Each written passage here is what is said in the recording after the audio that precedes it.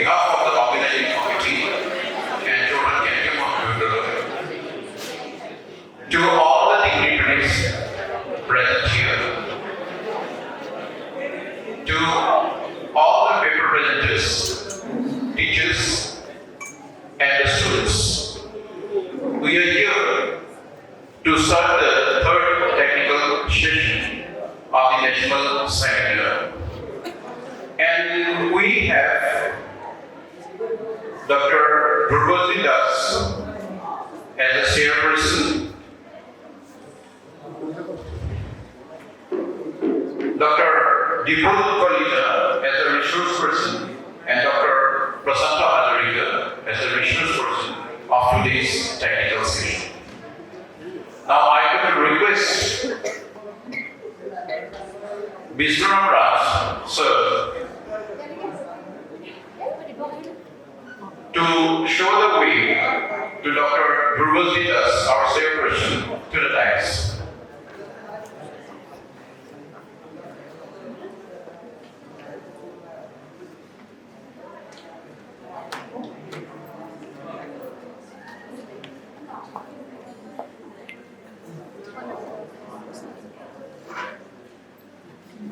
Thank you, Mr. Raj. Now I could request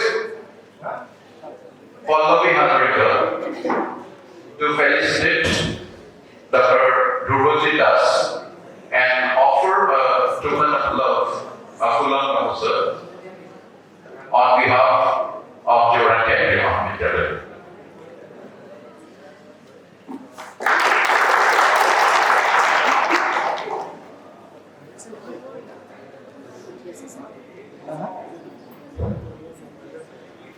Dr. Dhruvalji Das is presently working as the head of the Division of Forest Ecology and Climate Change, RFRI Jorhat.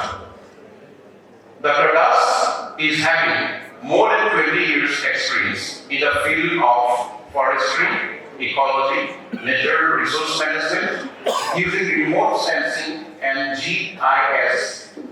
Dr. Das has completed his MSc and MPhil in ecology from Assam University, Silchar, and PhD in forestry, forest geoinformatics from FRI University, Kerala. He has successfully completed several national and regional level research and consultancy projects and published research papers in journals of repute. He has also co-authored 3 books. His present area of interest includes biomass carbon mapping, climate change, mapping of invasive species, regulation and biodiversity assessment of forests, trees outside forest, and bamboo resource estimation. It is our privilege to have Dr. Dhruvalji Das with us. And now I will request Dr. Das sir to say a few words to the artist gallery. Thank you, sir.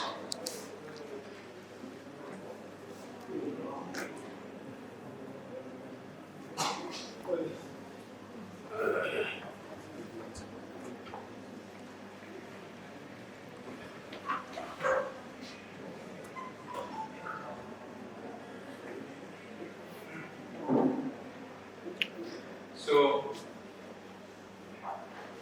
very good morning to all of you present here. It's a privilege for me to be here in this college, esteemed college of Assam, and of course, a traditional hub of this area. And I am very much thankful. To Dr. Dilip Sekia, principal of this esteemed college, and of course, Madam Pinaki Hazarika for inviting me for this national seminar, Big Canvas for Innovation and Entrepreneurship, the Grassroots of Growth and Transformation. The name itself is very much, enchanting, I must say. So it's a very catchy kind of name. And the word innovation is of, I think, is the is the word that immediately attracts the attention of people. So this, I am very much thankful to the organizers for inviting me. And as far as innovation is concerned, innovation is the thing that actually leads a society to prosperity. That is very important. And innovative mind cannot grow in closed society.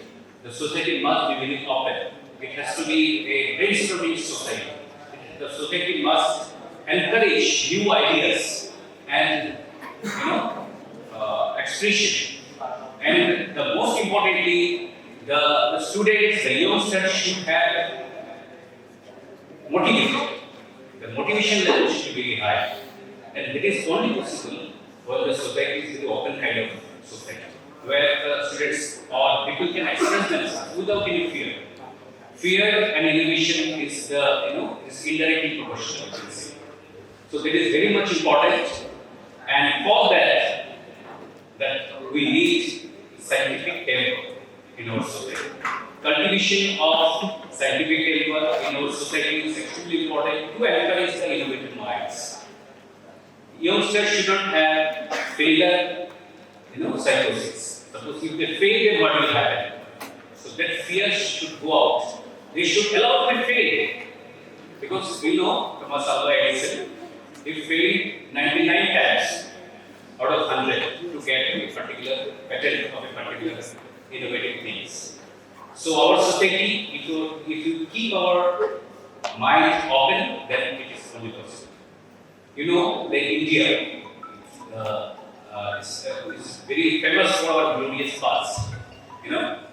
The starting from the invention of zero, then the innovation and innovative ideas in the field of Ayurveda, Chala, Susutra, then Kana, the first concept of Kana, that is atom. This first was, it was discovered there in India only.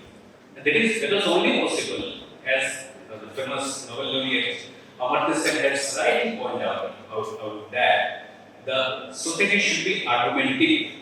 We should allow argument, or to in a better word, maybe conversation among our fellow colleagues, fellow friends. That is very much necessary. And I am very much thankful to the organizers that they have chosen this particular theme for the lecture seminar. And this is extremely important. As far as India is concerned, as I was telling, that it is very much the civilization we have there in India is 5,000 years old. Not many society in the world nowadays having that kind of legacy, that kind of pedigree. We have that pedigree. So that is very important. And we have invented many things. We have our glorious past as far as metallurgy is concerned, mathematics, then astronomy, and so on and so forth. So we are so that vibrant a society we were. We are still doing good. India is still doing good. If you consider what are the achievements of our scientists in the field of astronomy, in the field of rocket science, in the field of medicine, we are doing very good, but it's not enough. Because we should not compare ourselves with Maldives or Pakistan. No. We should compare ourselves with China, with US. And in that respect, maybe we are lagging a little bit behind. Because if you take the data, you will see that as far as researchers, number of researchers are concerned, in India it is only 200 researchers per million. So there is quite we are lagging behind. But if you compare that with our counterpart China, it is 2,000. It's nearly 2,000 researchers per million people, which is huge. 10 times. China is better than us 10 times. You should compare with that to progress, to make necessary progress. And if you take US, it is 4,300 researchers per million. So that is, we are lagging quite behind. So it is only possible if we adopt a material and approach where scientific temper and innovation is there in the society. It is very much necessary. So I am quite hopeful that this kind of gathering, this kind of seminars, workshops in the society that will, encourage the youngsters. And India, as you know, that is a young society, it's a young country. So if this kind of this kind of seminars and workshops we conduct on a regular basis, and we can propagate our ideas to them, we can get good ideas as well. Idea brings idea, idea takes idea. So this is very much important.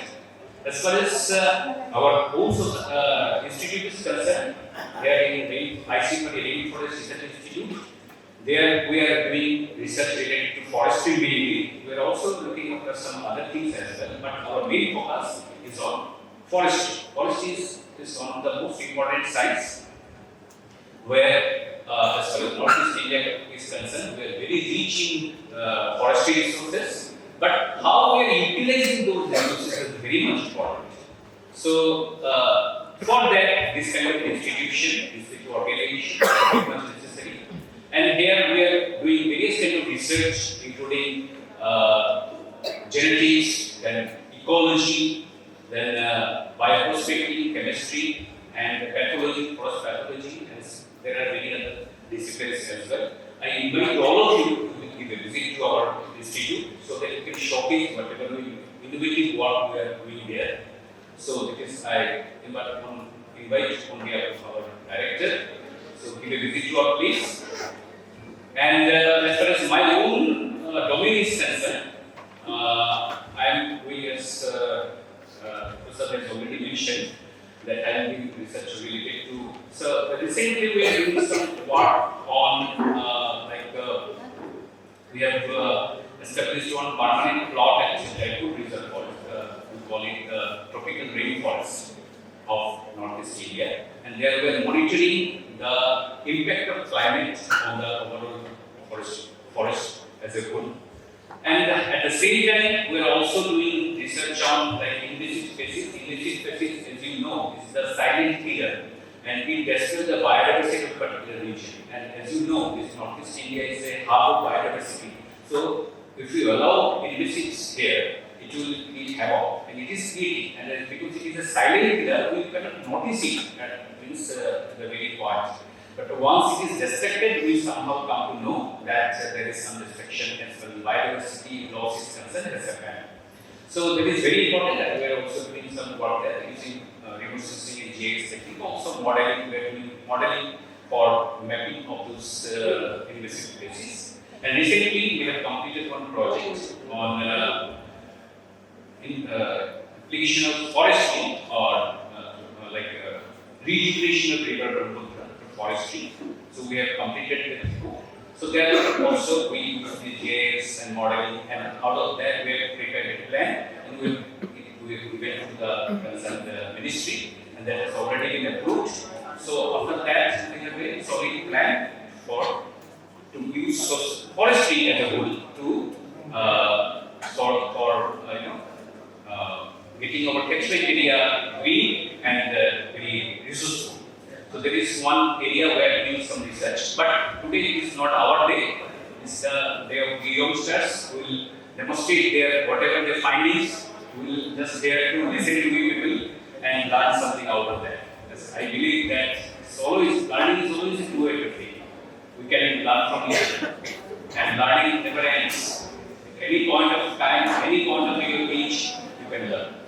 So with this, I hope that this kind of workshops, seminars, and this kind of innovative ideas will definitely bring some more ideas, and it will ignite some fire in the bellies of the youngsters, students, and that way we can find some path that our work, our contribution to society will be, show some path of progress and prosperity. Once again, I take this opportunity to thank our principal and the resource person and other youngsters here who have come a long way from many places of Jorhat and other areas. So we'll have a good time, I hope. Thank you so very much. Thank you. Now I would request Dr. Vipul Kolita to come to the dais.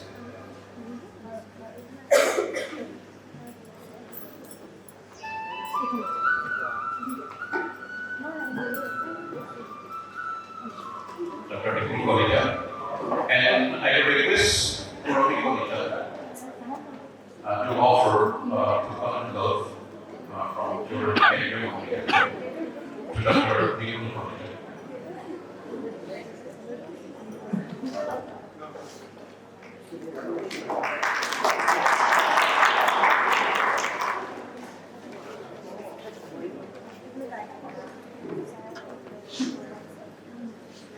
Thank you, Guru. Dr. Vipul Kolita is presently working in CSIR, NIST, NIST in Cellulose Pulp and Paper Division. Dr. Kolita's research interest is in fiber science and technology, composites and building materials, and pulp and paper. Dr. Kolita has completed 3 projects and have 1 ongoing project. He has received patent. He and several researchers has received patent for a device for casting of cellulose pulp material in hollow cylindrical. Dr. Kolita has 28 numbers of publications in national and international journals. He has also received National Merit Scholarship, University Merit Scholarship, ICR Junior Fellowship, Senior Research Fellowship from CSIR, Research Association of CSIR, and was a member of Indian Expert of United Nations Development Program, UNDP, to visit Sri Lanka. So, we are privileged to have you with us today as one of the resource persons, and I would request you to say a few words to our students and the paper presenters present in the hall. Thanks.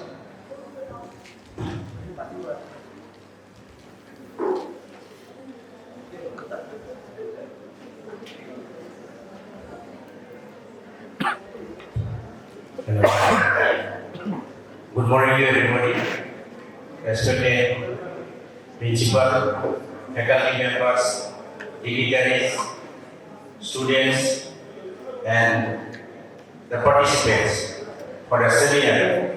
I am very much thankful for inviting me to this seminar. All the organizers, principal sir. So, I have a small presentation also, but I think the time will be very short. I will say very shortly whatever this topic of the seminar nowadays, the innovation and entrepreneurs. We have discussed it during our sitting here only, that during our college time, we did not get that type of opportunities to think, to present something, or this new ideas, that new trends nowadays, college students are getting this opportunity.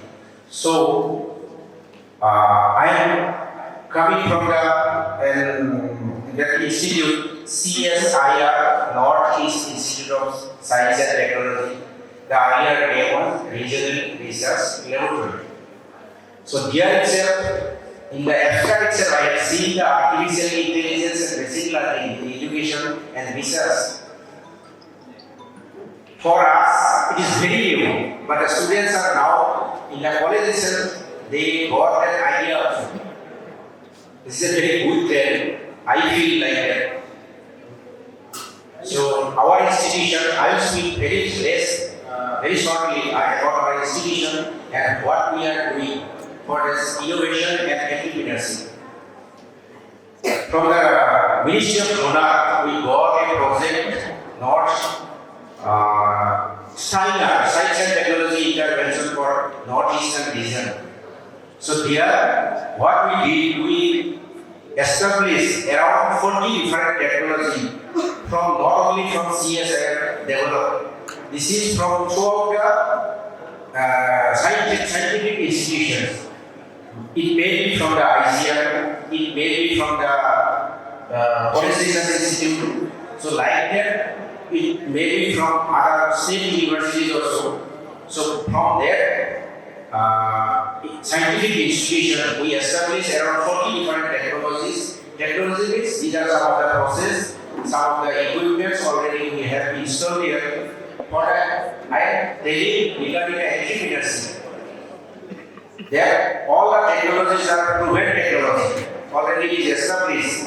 So those who are interested, that entrepreneurs, they can go directly, they take the training in our institute and they can do their product or manufacture their product itself in our institute. We are taking it as an incubation, support for confidence building or for getting the ideas. If it is new for the entrepreneurs, they can go directly to the institute, which is very minimal rent, they can avail that facility. What is there? What are the different facilities there? It is what we have one booklet also. In that booklet it is there. Suppose I am giving some example. One that type of example already some of the activities are doing here. Suppose I am basically background from the paper technology. So from the paper technology we have the handmade paper, full commercial facility is available now. How the disposable plates and cups are making, that type of facilities is available. Then yes, for the nowadays one university is doing the whatever egg tray we are getting to get the egg. Suppose egg plates are making there. Some of the universities are doing like that. And some of the household chemicals. That chemicals, that means our floor cleaner and some other also that type of product is also already available. Meat processing unit is there. In the cooperative stage, the meat processing from different product making from the meat, that is also available there. So like different technologies are there. That is one opportunity is there in our institute. We got all the equipments from the NEC, North Eastern Council, Ceylon. That project was sanctioned from the Ministry of Gujarat. So like that, we are also giving training to some of the students from the Kendriya Mahavidyalaya also visiting in our institute. They are making that handmade paper from different agro-waste materials or from the recycled paper. Like that, some of the that type of projects already we are giving training. We are giving training how to extract the fibers from non-conventional source. Suppose generally we are getting the fiber from the jute or coconut, but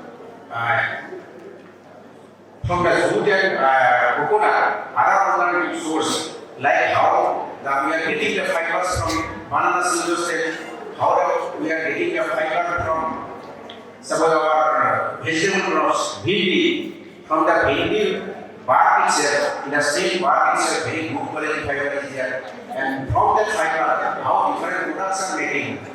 Either maybe decorative products, either maybe some our household products, how that can be made, that type of training we are giving in our institute. So like that, there are different opportunities there. Students, I request the students, those who are interested for going for entrepreneurship or that type of innovation ideas, they can visit to our institute. Another one project also I am doing that we are one of the center for biogas. Biogas means it is giving a platform to the new entrepreneurs, startup, those who are interested. We can give the technical support how to get the funding from different open organization. Like that in our institute, that biogas project, CSR based biogas incubator. So that type of project, what student can or enthusiastic entrepreneurs can go visit that type of institute or see that type of opportunities. What they can do if they have any idea, their idea how we can be converted into a product. We can give the technical support, how to get the fund from other government organizations. It is our duty, or we are getting funds from the Department of Biotechnology. for giving that support only to the entrepreneurs, new entrepreneurs. But the idea should be a little bit new idea. And if it is the idea is proof or that idea, how can it can be converted to the product? So that type of activity we are giving support continuously to the new entrepreneurs. And till now we have around 7 different new entrepreneurs already got that funding, and that funding is around, I can say this is 25 lakhs to 50 lakhs rupees for development for 3 years. So students can see that type of projects also after completion of their graduate degree. So I will not go deep. Time is very short, other presenters are here. So with these few words, I am again thankful to the organizers for inviting me and giving this opportunity to discuss something with you. Thank you very much. Your college and your information are very useful. Thank you for your information. Thank you once again, sir. And now I would request Dr. Prasanna Acharya sir to come to the dais.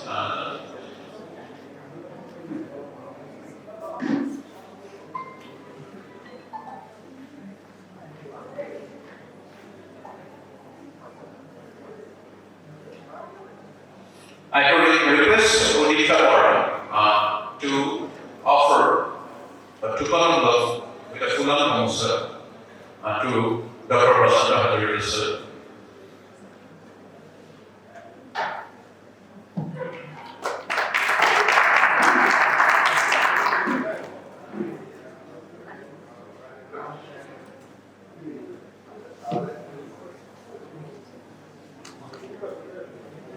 Dr.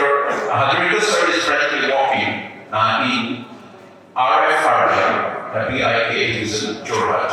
Dr. Hadrika has completed his MSc from Guwahati University, and his specialization was in mycology and plant pathology, and he has completed his PhD in forest pathology.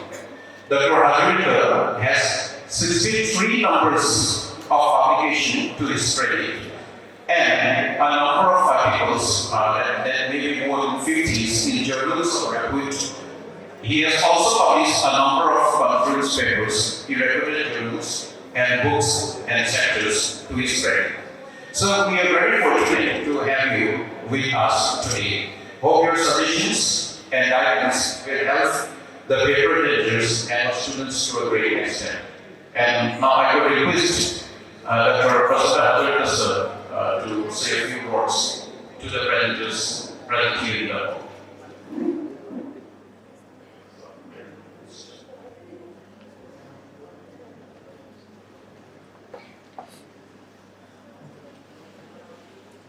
Very good morning to all of you present here.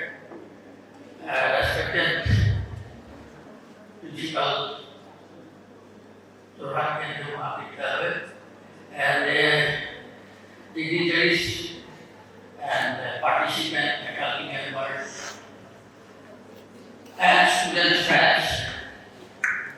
It gives me a immense pleasure and also relieved me to be here and share few thoughts before you. Regarding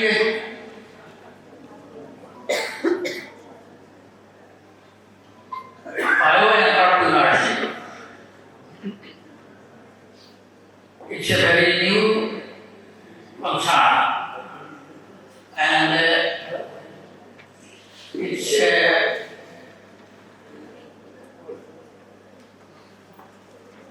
deal with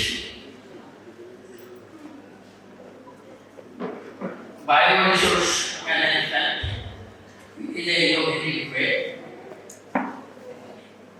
We are lucky enough that entire Northeast, including Assam, we have many plenty of bioresources,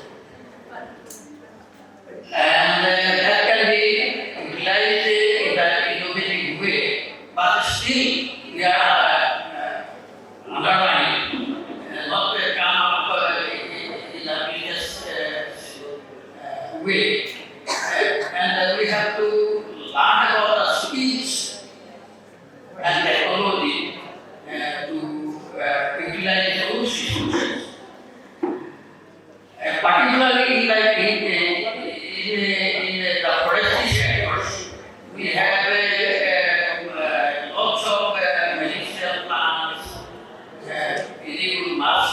we plant, and also so many fruit bearing plants which are not only plants. Those can be utilized and create a business and entrepreneurship. And also, we can lead our society, we can create our employment opportunity with those plant species. We can exploit the natural life in plant species. We can exploit our medicinal plants, our fiber-bearing plants. Even banana nowadays, young from the banana and banana stem can be a good venture where you can develop the opportunity for entrepreneurship development. Another sector is bamboo. Although bamboo is a versatile use of in the rural economy, still we need to have developed more products which can be in a commercial way to and have a scope of such interventions to develop entrepreneurs. Another sector is non-timber forest producers. We have so many non-timber forest producers, including cane and other gum and resin bearing plants. Even agricultural industry can have the potential scope in this region because there are so many plants which are there which can be used for making cigar. Cigar is a plant material used as medicine for making agar. So our institute has taken up some projects from which actually we have identified 25 cigar production plant which can be utilized in the commercial way. And also we have bamboo for steel making and also this business for agricultural making can be developed in a bigger way so that our entrepreneurship development can be pushed up. Another sector is agricultural cultivation and production of value-added product out of this polyurethane, that is agar oil. So this kind of business can be developed here as a leading entrepreneurship. Although we have tried so many business, but still our wetlands become being affected in a still not being utilized the bioresources from the wetlands flora. So it's my request to all the entrepreneurs who has been present here to think of to utilize those resources like Sumanintas, Taikotoma, Google, so many. So from that wetland bioresources, we can have the potentiality to develop our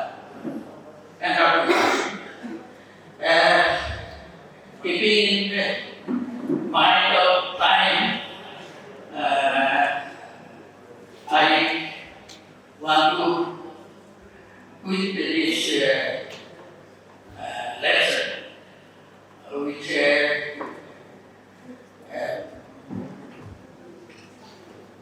thank, expressing my thanks to the organizer to give me the privilege to be with you. Thank you all. Entrepreneurs can take while exploring the plants, the flowers, etc. You have also said about the bamboo cultivation and the uses, that is the commercial use of bamboo, which had been, which you have been researching, or you have done a lot of work in your institute. You have also shed light on the wetland bioresources, which are still unexplored in our office region. And these bioresources also have a lot of scope for young entrepreneurs in the future time to come. So thank you, sir, for your short, valuable speech. And it is a privilege to have you with us. And now I would request Dr. Monmuri Borua, our invited talk, to come to the dais.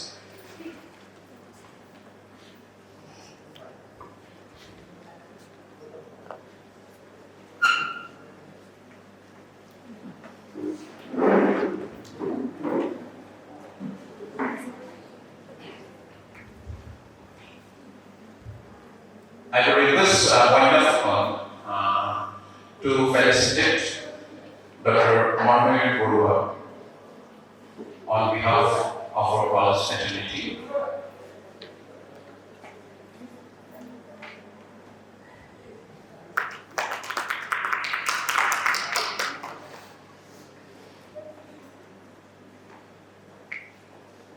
Dr. Monmuri Borua is the Director, Interdisciplinary Relations of Assam Don Bosco University. Dr. Borua's area of interest is X-ray, astronomy, plasma in astrophysical science. Dr. Borua has 23 years of experience in the research field. She has received award from BRNS for her project on studies on nitrating of tungsten under ITR region like plasma. Dr. Borua has many contributions to her credit and articles published in reputable journals. We are honored to have Dr. Monmuri Borua with us, and we look forward for more such assignments with Don Bosco University Assam, and I would request Dr. Monmuri Borua to give her invited speech thoughts. Thank you. Good morning, everyone present here today, respected dignitaries, faculty members, and my dear students. I would have been very happy if I could have seen more number of students, because my talk is to the students. So, as in the introductions have already told about me, I am from Don Bosco University, and the seminar is in collaboration with us. We are also one of the partners there. Now, as the word innovation goes, we have in our university also a lot of projects going on. And our university is in the main campus in the Sonapur. And it's a beautiful campus. You are most welcome to visitors. As you can see, I have shown here only the one building here. This is the LLB block 1. Generally, our basic science classes are here. As you can see, we have solar panel everywhere. In other buildings also we have solar panels. So this is about my university. Now coming to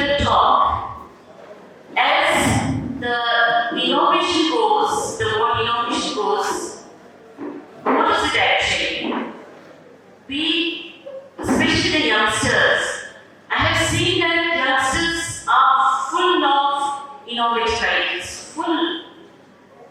Maybe that may be a very silly idea, doesn't matter. But you should know how to project your idea. So already many speakers already let you know about different fields. Today I would like to show you the field in the software. I'm very happy to see in the abstract book the AI, implementation of AI, artificial intelligence. I think into one or two articles I have seen that. Very good. Now that is a trend. Data science. We speak about artificial intelligence, machine learning, software, programming, Python. Actually, in previous day, before, we were, even me, I was scared of programming. Like C programming, Fortran. It was really difficult to learn the programming. Yes, of course, logic is there, but when you do the programming, to get a simple thing, you need to write down pages of coding. But now it is not there. Python is most popular now. Have you heard about Python with students? Yes, that's good.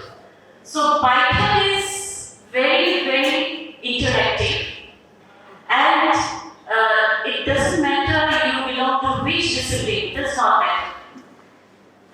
Across the discipline it is used.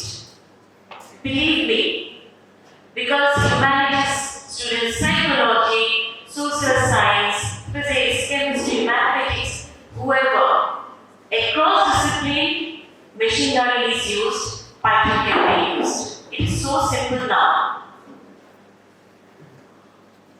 Alright, so now going to the topic machine learning. As actually unknowingly we are using machine learning. Uber you have done, Uber you know, right? Uber, Ola, then they say Spotify. You know Spotify, right? All of us listen to Spotify. Then you search in Spotify, keep listening to music. After a few days, what do you observe? You get your favorite list. Am I correct? How it is done? It is machine learning. Interesting, no? We are using machine learning. We are every day-to-day life we are using, but we are not aware of.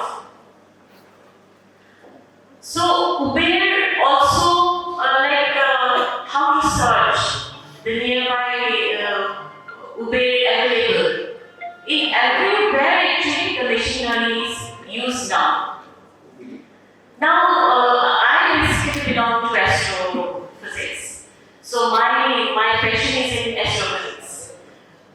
So in astronomy also nowadays machine learning is used. And as I have listened to the speakers before, they mentioned about our glorious past. Yes. Do you know that in 1734, more than 100 years, 300 years back, in Jaipur, have you ever been to Jaipur? The Chandra Mandir, that is the world's largest sundial we have in our country. That is 75 feet tall, and it keeps the most accurate time. I'm sure you know about sundial, right? Sundial, looking at the sun, it keeps on moving, and there are instruments, and it gives you the time of the local time it is. Okay? So, we people are actually really very rich culture, intellectually also. But for some reason, we are lagging behind, but of course now we are coming back again. The youngsters are most important part for the future of our country. So as I mentioned, so machine learning is a word now going and used everywhere. So what is machine learning actually? It is you can say that it is a subfield of artificial intelligence. It's a subfield of artificial intelligence. So I have given here the pictures: image recognition, language processing, recommender system, robotics, medical diagnostics, autonomous vehicle. Autonomous vehicle, I think you know that without driver also automatic car can be driven, right? So there also machine learning is used. So machine learning is a part of this subfield of artificial intelligence, but machine learning is used everywhere. Everywhere. So I have shown here some application: traffic prediction, speech recognition, image recognition, automatic language translation. You go to say Spain or say Poland. Poland they don't speak English. Their official language is Polish. So in Google, what you need to do? You can convert the language, right? So what you want to say it in Google, then they will translate in the Polish language, right? So there what is used? Machine learning is used.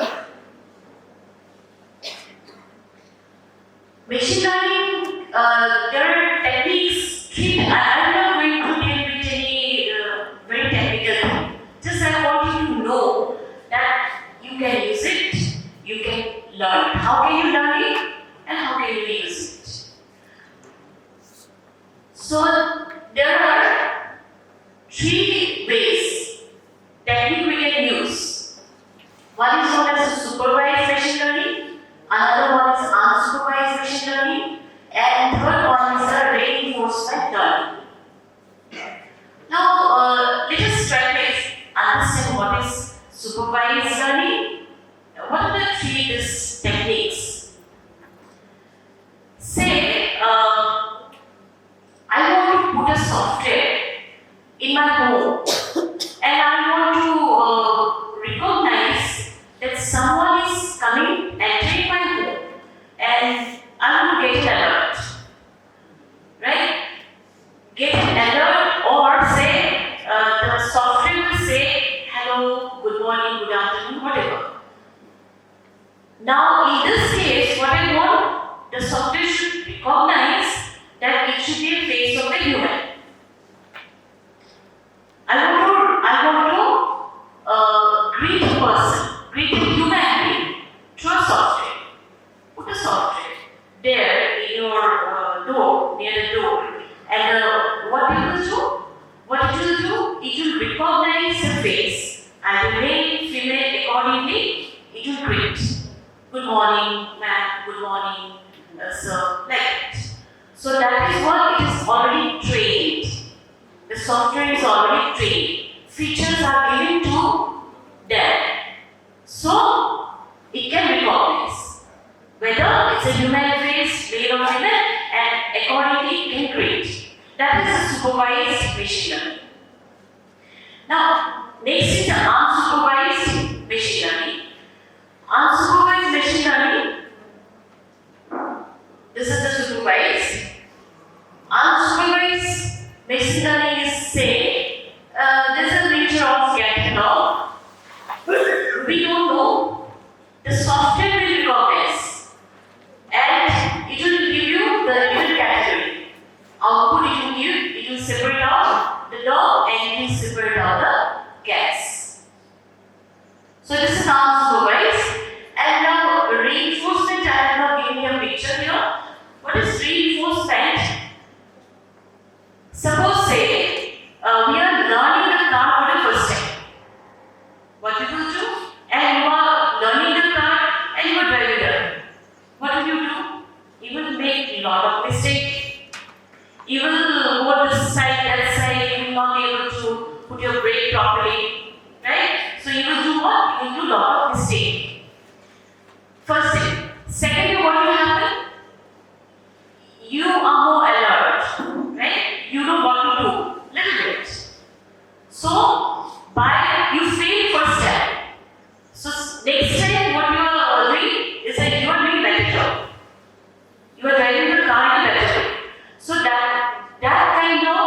machine learning software coding is called reinforcement learning. It means by mistake the software learns on its own.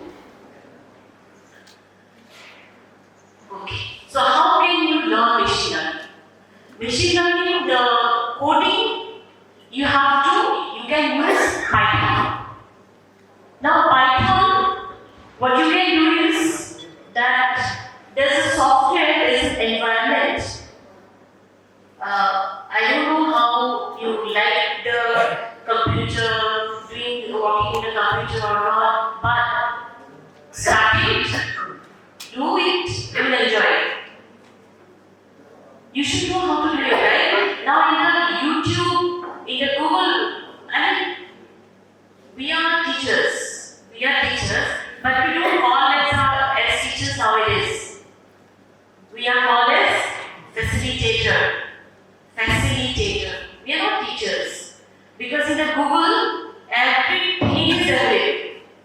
Everything. Am I correct? You don't know something? Google it. Googling is the best idea, right? So, everything is available in Google. Only thing is that you should use it properly. You should use it for productive, constructive, creative work. So you may have I will show you some idea. You may have some silly idea, but maybe you can develop the software, right? By knowing the simple coding. How can you learn this? Python is there. In the YouTube, lot of tutorials are available. How to download it, how to install it, what to do this kind of job, right? You should have patience and you can learn it properly. So you can go to anaconda.org. It's an environment. You don't install the Python separately. Install it through Anaconda because there, whatever software you need for machine learning, you will get all the software. It's a software package. So one idea our student, BCS student, Bachelor of Computer Application, it is very recent. I think today they are going to get the prize money. So what they have done, they have it is called Neo Tracker, Neo Art Object Tracker. The research work can classify and accurately detect potential hazards near our object. So actually, we are making the art polluted. We human beings are making the art polluted. Even we are doing same in the space. We are sending the satellites, space vehicles, but I think you have heard about the space. In space, lot of things are moving around, simply moving around. So what the students have done, it's an innovative idea, and what they have done, they have made a software using unsupervised machine learning to detect the hazardous object near the art. And they won the first prize there, and they are going to get 30,000 today. Now, the second one is, it's in hackathon, smart hackathon. So the students got I think they won first prize. What they have done, their idea is to, in the city side, the flood, Guwahati is like a worst now during rainy season, it's a worst place to live. So what using their machine learning, what they have developed a software, and what they can do, they can give, the software can give an early warning, and people can take proper measurement. So here also the machine learning is used. So I have given you the example of just two. Our students have done more, but I have given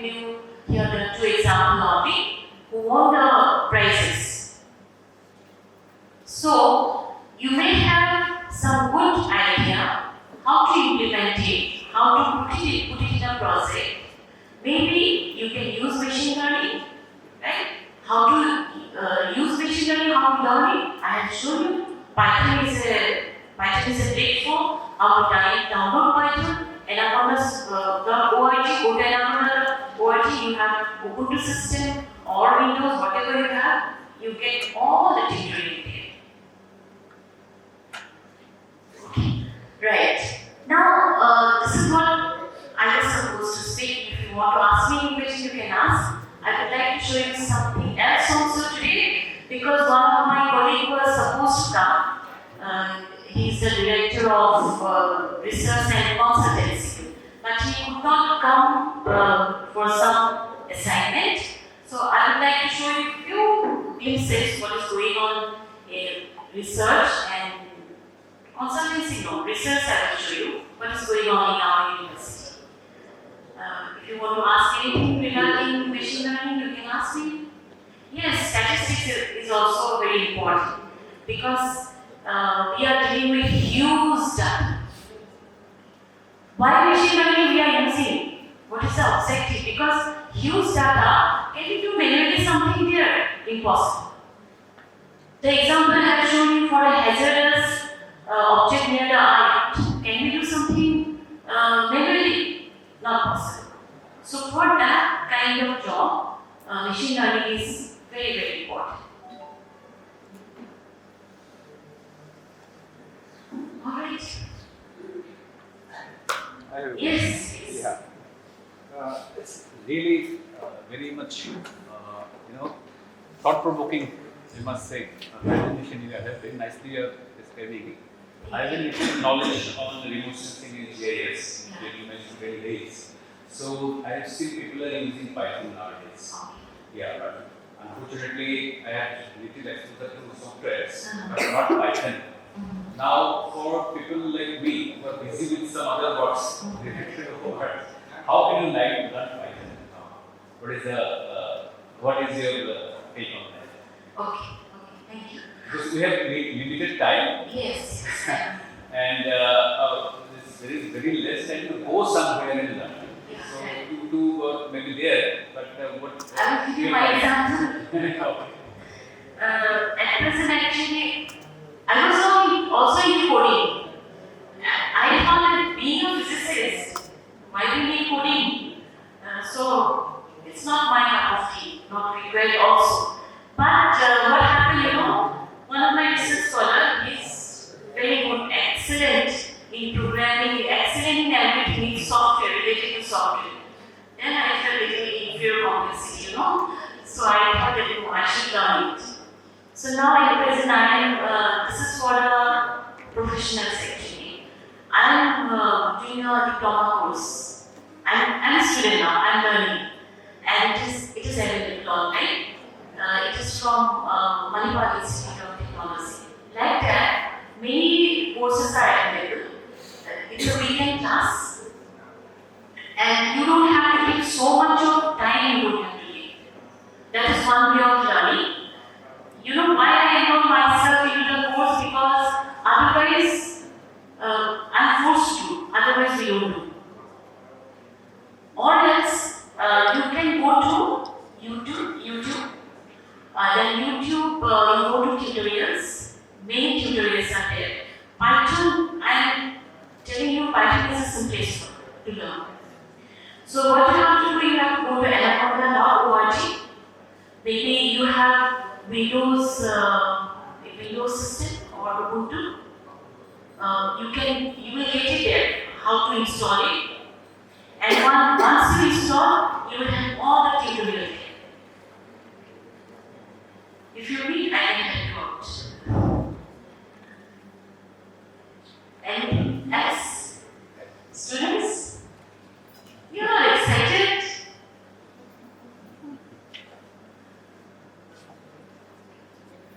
Exposure is very important, Once you get exposure, then only you get the interest. And I'm telling you, our students are brilliant. Our students really have lot of Python. I learned so many things from my students. I think teachers really agree with me. how much time it is required for learn Python? Python did not require much time. We also offer a graduated course in Python, and say 1 month. 1 month. Yeah. Yes, we have also GIS system, GIS one center there in our university. All are integrated now. Right? All integrated. I work as interdisciplinary now, so my job is to connect the departments. Okay, I think I will go to the next one, a very brief one. Our university also filed few patents. One, two, we have got also in the year 2023. What I want to emphasize here is this one. We have a 3D printer, and what has been done, this is done in the month of November here. We have the new skipping also here. The surgery has been done in this from our research cell. And this is a bone. This is a bone, 3D, printed. A patient has actually, he had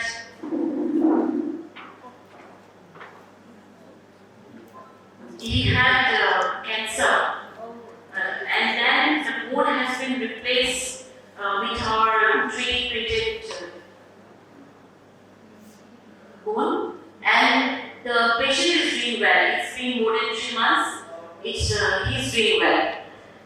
So the next surgery was on this last Monday, I think. That is the second surgery. I think it is one is in the hand and the other one is in the leg. Doctors found it very problematic to remove it because to replace the bone is very difficult. So this 3D printing bone has done a miracle actually.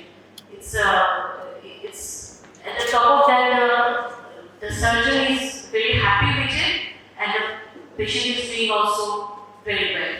So this is from our research cell, and many more research are going on. It's the latest one and like a very important and latest one. That is why I have shown you.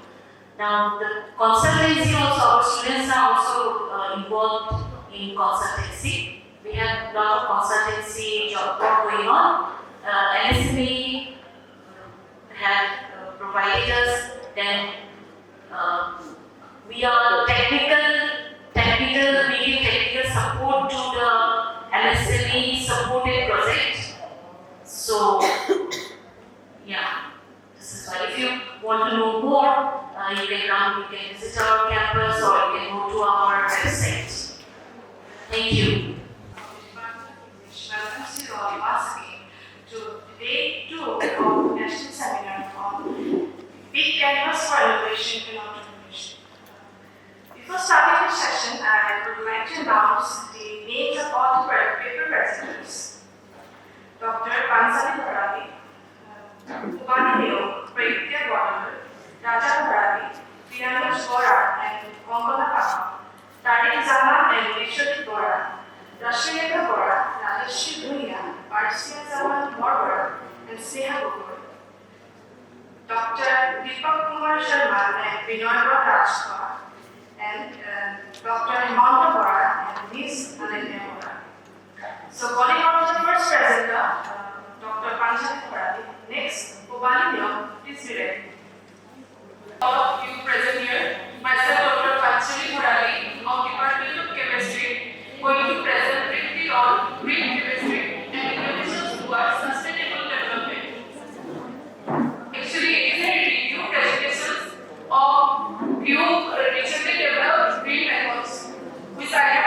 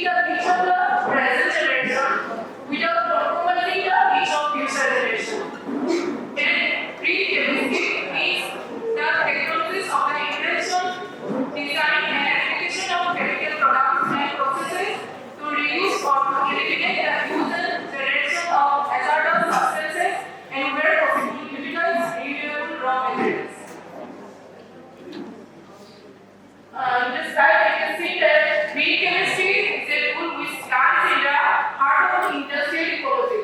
So what is industrial ecology?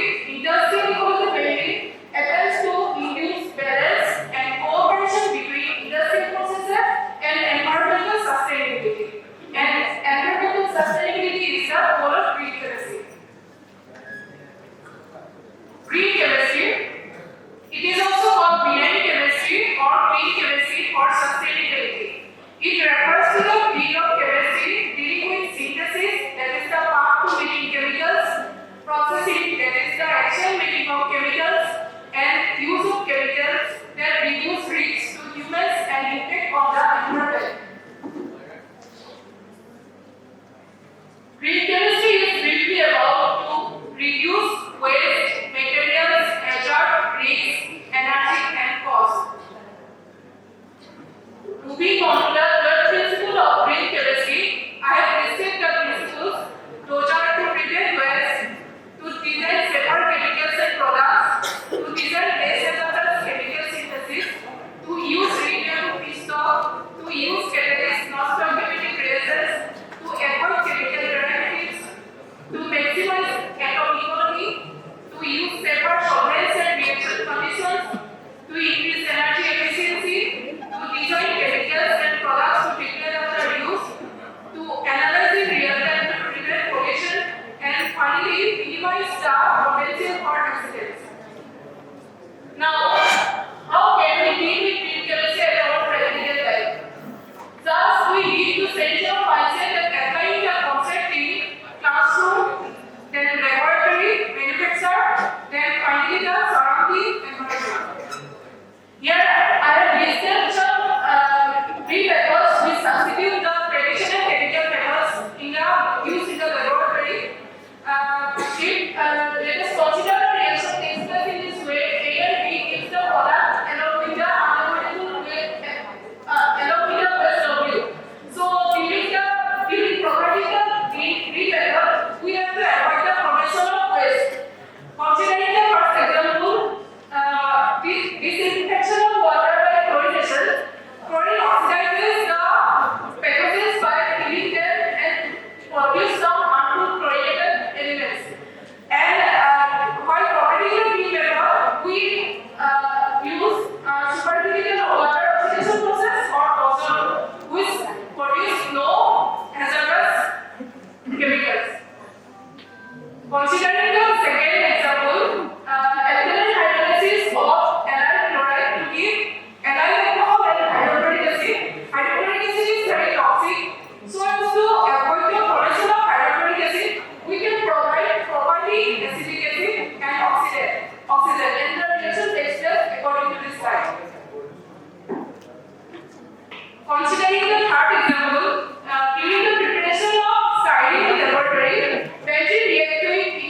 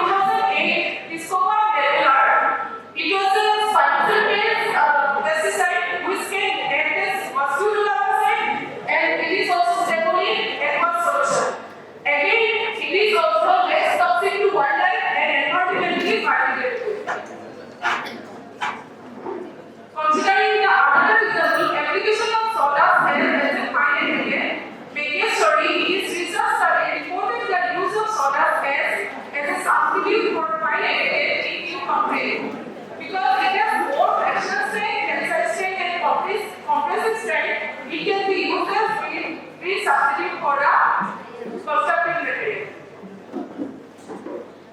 Moving on to the next example, chlorohexane containing carbon dioxide for production of polystyrene.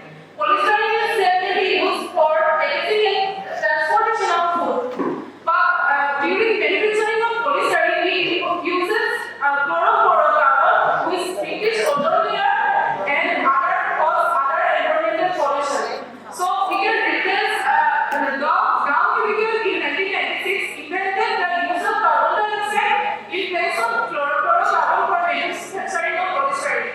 The carbon dioxide produced from this process will be recycled for other chemical industries so that the release of net carbon is zero. So we want the benefits of green chemistry. It can offer a variety of advantages for the environment, society, and economy. These include reducing the use of hazardous chemicals and waste, saving energy and resources, enhancing quality of chemical products and processes.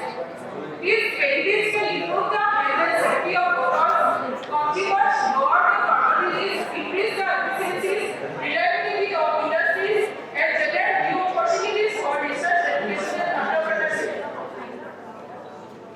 And I have also listed some challenges of green chemistry. Those are awareness and education, incentives and standards, collaboration and communication.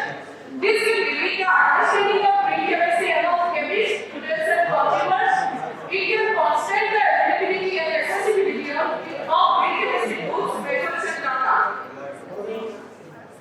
So, discussing some opportunities for green chemistry.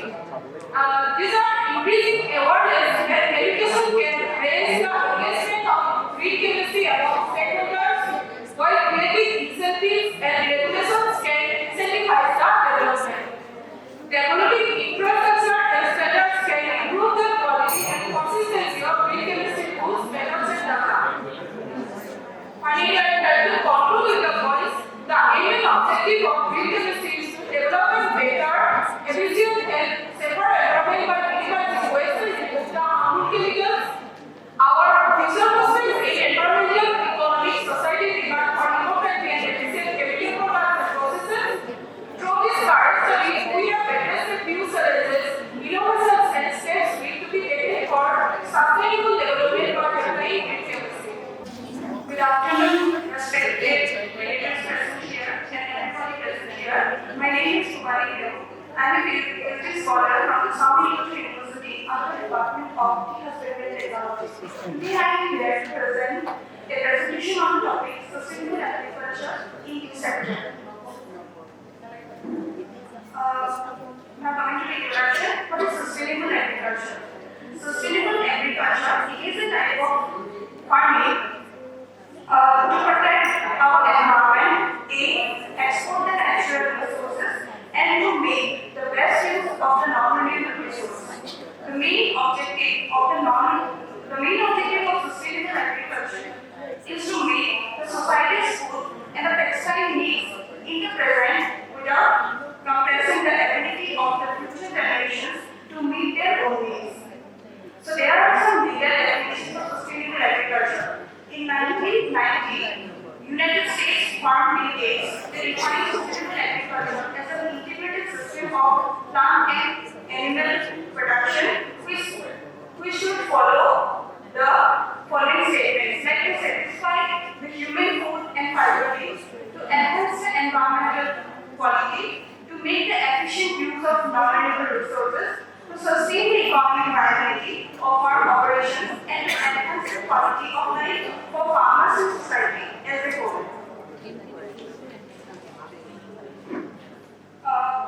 Coming to the tea sector in India, tea is the most popular beverage which is next to water, and India is considered as the world's largest tea drinking nation.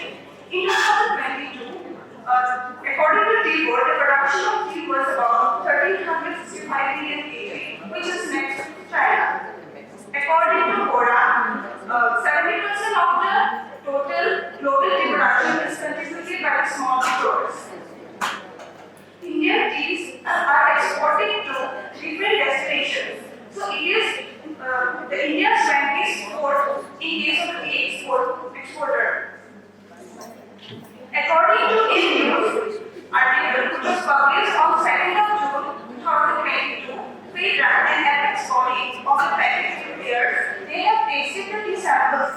found that campus exceeds the maximum residue level, which gives us the confirmed standards of FSSAI. Food safety standards authority of India, they have standards some values for different types of tea. Now coming to the segments of tea industry. As from the graph, it is clear that the tea exports is increasing year one. And to make more production, the small tea bird, they use higher amount of chemical inputs and pesticides, which indirectly affects the tea quality. The prices of tea is declining. Due to the pests and diseases, 15% of the tea production gets reduced. Therefore, the small tea birds, they go for pesticides and harmful chemicals, which may degrade the tea quality and the chemicals from the main tea, it might enter into the green tea bird. Due to the fluctuating climatic conditions, the production of tea also gets reduced. Now, what should we go for sustainable tea production? Need of the hour for Indian tea industry. According to Dawn and Fong, the application of chemical fertilizers and pesticides have long been a tradition of tea growers to improve the tea quality, tea productivity, reduce pests, disease damage, and maintain soil fertility. In 2020-21, Deka and Goswami they reported that due to the continuous use of such chemical inputs, tea plantation is depleting the quality of soil and the health hazard to household depending on tea cultivation. Again, Lee and Young also reported that severe acidification, soil nutrient imbalance, and nutrient leaching in tea plantation might occur due to long-term conventional tea cultivation. As we all know, in Assam, more than 50% small tea growers rely on the application of chemical inputs to maintain the production. Due to lack of knowledge, they apply higher amount of fertilizers and pesticides, which degrade the soil. Now coming to the initiatives towards sustainable tea production. First one is the good agriculture practice. Now what is good agriculture practice? Good agriculture practice is basically a collection of principles to apply for farm production processes in order to get better production. Secondly, by conserving biodiversity, by adopting organic tea cultivation, planting different species of seed trees and energy plant. Now coming to organic tea plantation. In 2016, Chandra and his co-workers, they suggested that the promotion of organic cultivation can be one of the strategies to facilitate sustainable and climate resilient agriculture. In 1990, organic tea production has risen and Bangalore. Gondoli is Gondoli tea estate. Directly or indirectly, organic cultivation it reduces the carbon dioxide emissions and mitigates the negative consequences of climate change due to eco-friendly management practices.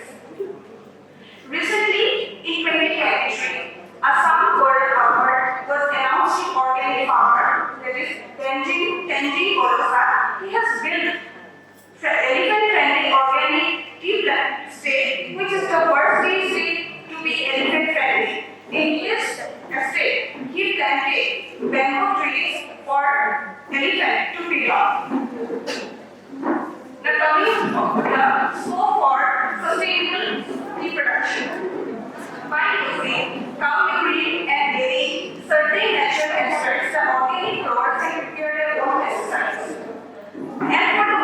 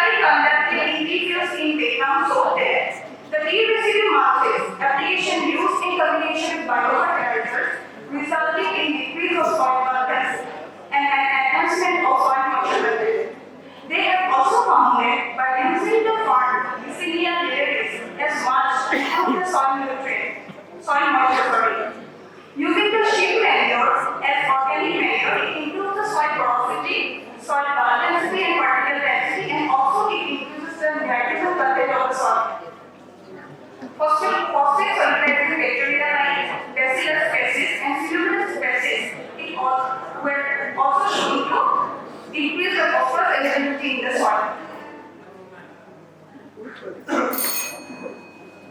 Now coming to the conclusion, many problems included soil degradation and erosion, low quality and productivity, and increased human health and environmental pollutions are occurred due to long-term conventional tea farming in India.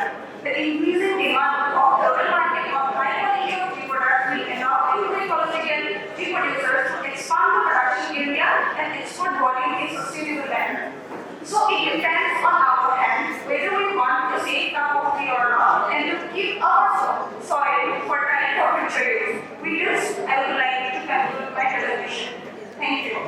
And it's a wrap.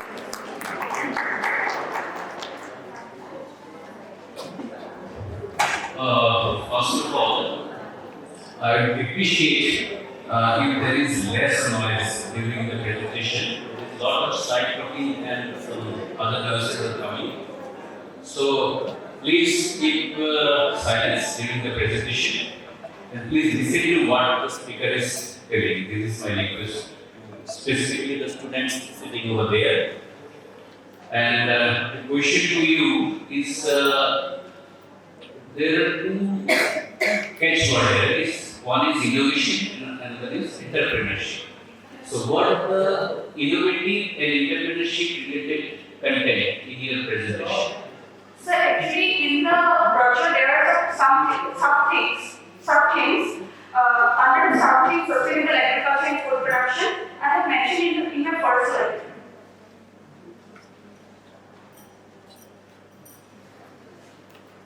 So under the subject sustainable practices in agriculture and food production, I have presented this paper. No, my question was different. What is the innovative content of that? Sir, like NG Golosa, who is a organic tea farmer. He is combining the GSK along with a elephant-friendly job. Like that, many farmers can come up with innovative ideas. Okay, so this is a kind of review paper only. Yes, sir. It's a very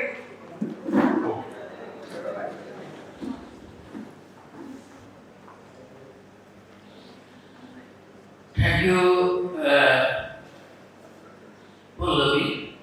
Actually, you have lots of information, but there is lacking of research data in your presentation, particularly with the organic tea cultivation.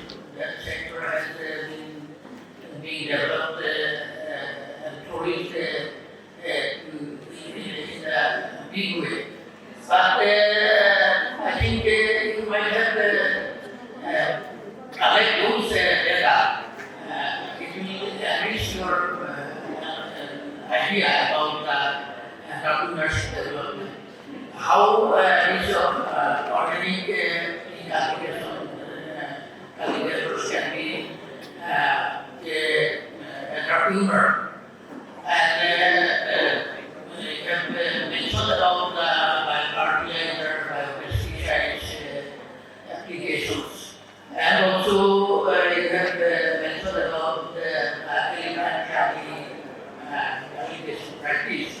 But still, it will be more effective with such kind of accumulation of research data in such fields could be presented here. And I must appreciate you, but in long run, you might have some idea, being a PhD student, that may be helpful for the coming time. Okay, thank you. Thank you so much, These are sir. my observations. Okay, thank you, sir. Thank you so much for your valuable words. Thank you, everyone. Good afternoon, Honorable Chairperson, sir, of this session. Honorable resource persons, dignitaries present in the house, dear student researchers, and all the dear students present here. So from green chemistry to sustainable agriculture, I am going to draw your attention aspect, that is inclusivity and diversity in entrepreneurship. We are bringing in a concept of inclusive tourism, which is very much viable in respect to the villages, rural communities of Assam. So basically, what is inclusivity? Purpose of inclusion means that people across varying identities feel valued, welcomed, respected, included, and represented and heard. So anyone who is engaged in entrepreneurial activities, or for example, we have a case study on tourism. The local communities, at least the villagers, the rural people must be included, or they feel included in the whole atmosphere. Then only tourism can prosper in rural Assam. So diversity and inclusivity are crucial aspect of creating equitable and thriving communities, workplaces, and societies. So inclusivity, on the other hand, refers to creating an environment where diverse individuals feel valued, respect. So in this study, we have tried to showcase the untapped tourism potentialities of Assam, spreading in rural areas.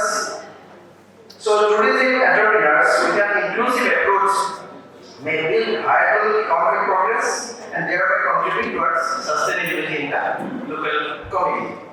So objectives of this research are recognizing this opportunity to promote inclusive tourism. A study is conducted to understand potentialities of rural or village tourism in Assam. The primary objectives are to study empowerment of rural communities by providing them with economic opportunities and skill development through tourism. To understand sustainable tourism practices that respect local culture, traditions, and environment. To examine tourism entrepreneurship as a tool for enhancing the visibility of rural Assam as a tourist destination. So this study is based on the secondary data sources. Of course, we have a case study. Some of the findings of the study have been drawn by observing certain success stories of tourism entrepreneur of Khuntai Lokasabha constituency in Golaghat district. Of course, the State Director of Tourism, Government of Assam and Assam Tourism official sources are also being referred here as the key secondary sources. So diversity and inclusivity in entrepreneurship are essential for fostering innovation, driving economic growth, and creating opportunities for all individuals, regardless of their background. Here are some key points. You don't take presentation as such. Yes. You don't take presentation. Sorry, actually I could bring a PPT. Oh, okay, go ahead. Yeah. So, entrepreneurship thrives on innovation and diverse perspectives, well, creative problem, solving and the development of new ideas. So, inclusive entrepreneurship ensures that individuals from underrepresented groups, including women, minorities, individuals, and people with disabilities have equal access to resources, funding, network, and mentorship opportunities. So there is a social impact also of inclusive tourism. Entrepreneurship that can be powerful tools for driving social change, addressing systemic inequalities. By promoting diversity and inclusivity in entrepreneurship, we can create business and initiatives that not only generate profit but also contribute positively to society by addressing social challenges. So, as far as the global competitiveness is concerned, in an increasingly interconnected diverse world, business that embrace diversity and inclusivity are better positioned to compete globally. Overall, the promotion of diversity and inclusivity, entrepreneurship, especially in tourism sector, is not only the right thing to do from a social and ethical standpoint, but also a strategic imperative for driving innovation.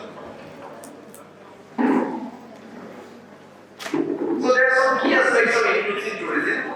One is accessibility. Inclusive tourism involves making travel destination, accommodation, transportation, attraction, activities which are easily accessible for people.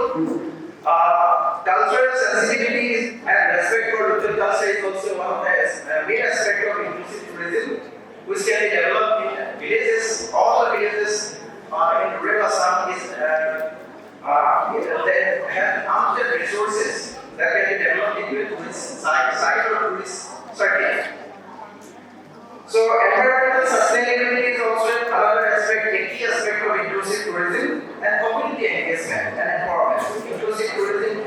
engages local communities as a partner in tourism industry, empowering them to actively participate in decision making. So by addressing all these principles of inclusivity, accessibility, diversity and sustainability, inclusive tourism not only enhances their travel experiences from all backgrounds but also contribute to economic development, cultural exchange, environmental conservation of destination around the world. So directly I come to the case study of inclusive rural tourism in Golaghat district. So there is a place called Junipari Hill in Golaghat, just 8 kilometers away from the Golaghat main headquarters. It is based on a scenic location and tourist destination situated is a very beautiful destination for people, but very much less high-tech. So it is developed by basically the local people. Mr. Vinod Singh, of course I have to take the name of our local MLA. He is a member of parliament, member of legislative assembly from Kumtai. He has a key interest in developing this inclusive rural tourism site. So basically, the villagers, it attracts tens, thousands of tourists during every year. The tourist spot naturally in very interior parts, though it is also famous for migratory birds. It has been given proper ambience recently. The village women keep the park clean, provide amenities for the tourists, and collect a part of the revenue is kept for them, and the rest is used for maintenance of the tourist sites. The women also showcase artifacts and culinary products. So women keep on making some pitha and laddu, which attracts the onlookers to buy. These products sold on the spot. The traditional rice crushing mill, this is called Deki. It is displayed there, and pitha making process is also displayed, and all the tourists have a key interest in buying those products from the spot. Every year, a flower festival is organized there to attract tourists. Last December, almost 5 to 10,000 people from the Junipari Hill to see the flower festival. It was a great success for the years. Even the festival was extended by 2 days. It was extended by 2 days. People enjoy it. Every section of people come to celebrate this success. Another rural tourism site is developed near Mudurikam of Isambra, Mumta. It is also a group of 20 women that take care of the tourist site. The secretary of the Park Maintenance Society is Pranita. She told that the park has been developed on a plot of Vedan government land, which was named Idol. Now, this area has been attract a lot of tourists, local tourists, at least from the local villages, even from other places. People go to camp here, stay there, and another place which is also developed near Melamara. There also a part is developed. The rural community people, especially the women, are the main entrepreneurs here. So close to Melamara part, which is Nagpur, near Meduka, it is a town of a method which is rock. So one person, Pradut Khan, he is a local person. Yes. Do you have any help? Yes, of course. Please come. Respected chairperson in this national China, and respected research person, and respected faculty members in this college, and all presenters and my students.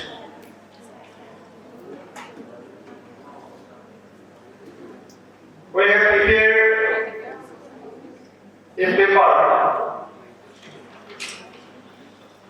on the topic social entrepreneurship and innovation for community development.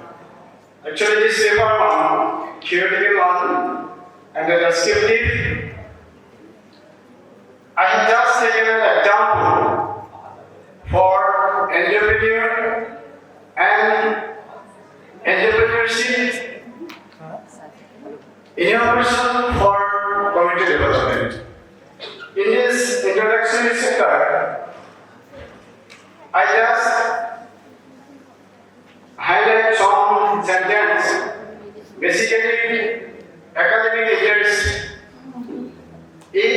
sustainable community development nowadays today.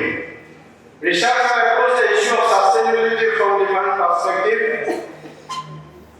Here, social entrepreneurs are understood as a sense maker who use business to create solutions to social and environmental problems while ensuring their own survival and their security. In this paper, I just highlight one example which secondary data.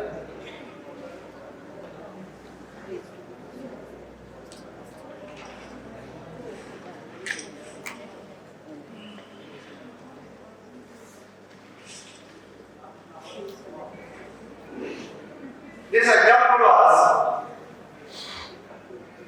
that the central paper can be theorized with an example of social entrepreneur from our state of Assam. Subhasis Bora and Vidisha Das belong to those determined a recipient sense to bring a revised perspective to the minds of fellow entrepreneurs, loss of the profit-making frenzy. Bora does not consider profit-making a bad thing. However, he considers constant growth a more profitable result. His plans are very clear. I have this dream of creating a space which is not confined only to the commercial realm, but as a social space of communication and exchange, where we indulge ourselves in constructive dialogues with the people in the arts of always exploring and learning something new. He said this one sentence. To achieve this, he and Vidisha recently introduced an initiative called Komua Collective, which was very simple in mind from Subhasis Bora.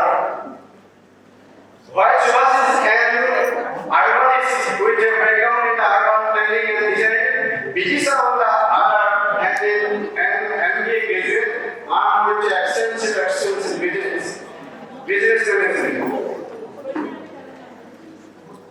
Their primary aim is to build a community of creatives and makers, so that they can go together in this contested, fast-changing world. They say, we want Komua Collective to be a social space where standards feel comfortable to exchange dialogues and learn to know standards and then become our friends and finally a community to share and care for. There are so many amazing people out here in Northeast India doing amazing things. One of our objectives is to connect with producers, educators, and entrepreneurs to create a community where we will exchange ideas and engage in mindful collaboration, said Subhasis. Komua Collective was opened. Komua Collective was opened to the public on 1st of August 2021. And in this short period, they are gaining immense popularity.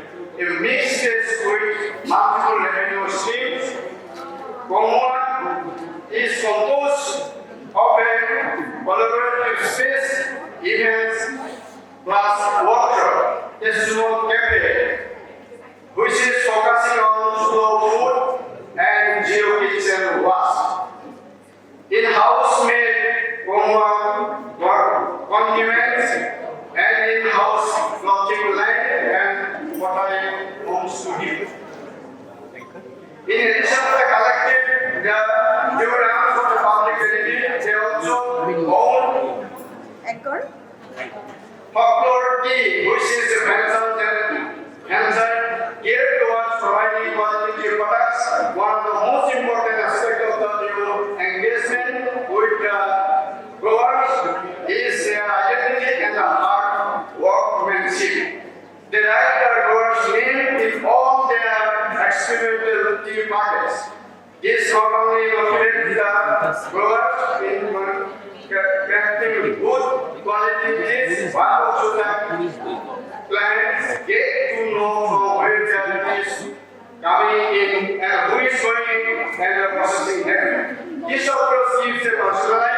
experience with the clients, and when you will see the name of the package, it brings joy and joy to them. Our key written was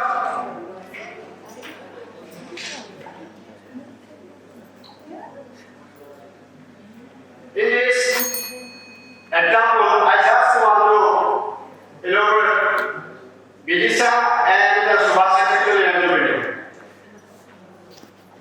They innovate all community people, they are individual.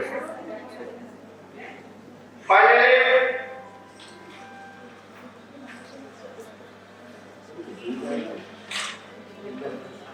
in the conclusion part, the concept of the social entrepreneurship aims to solve permanent and difficult social problems and to find and use opportunities to meet the social needs.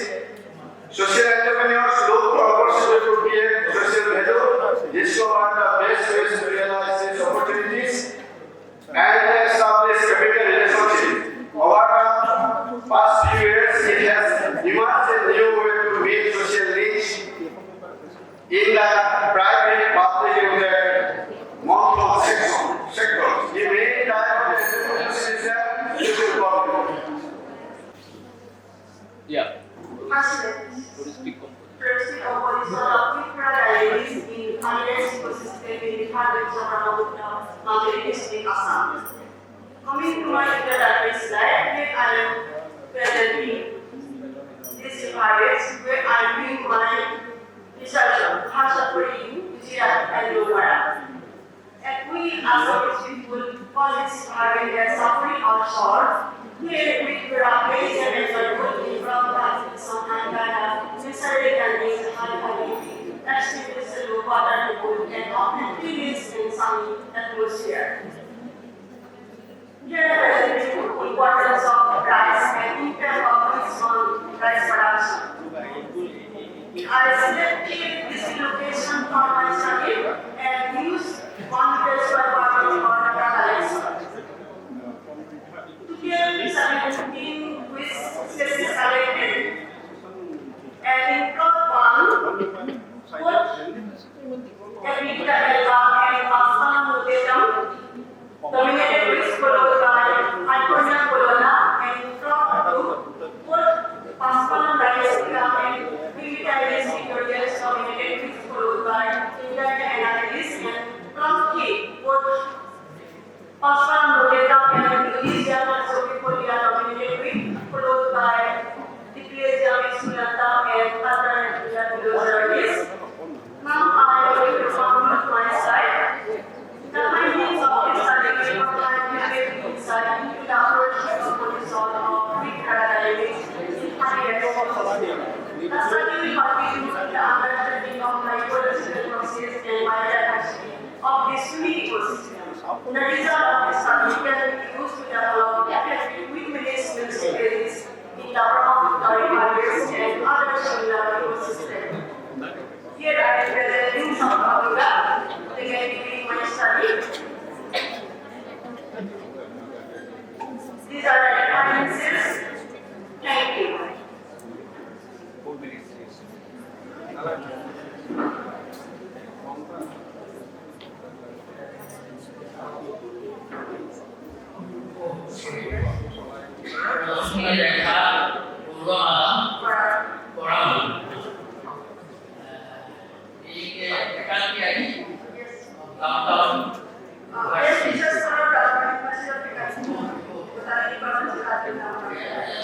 Can you go to the second slide where you have some yeah.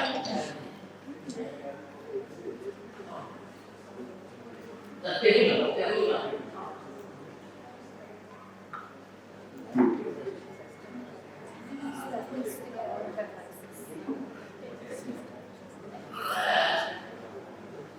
Do you think some of the species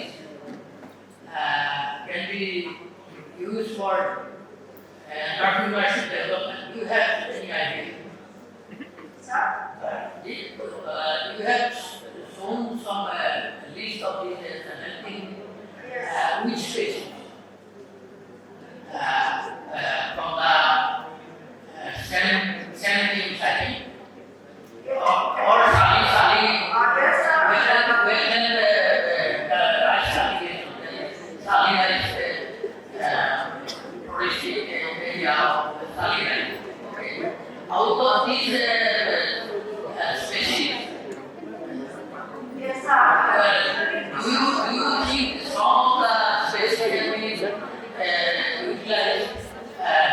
commercially for development of entrepreneurs?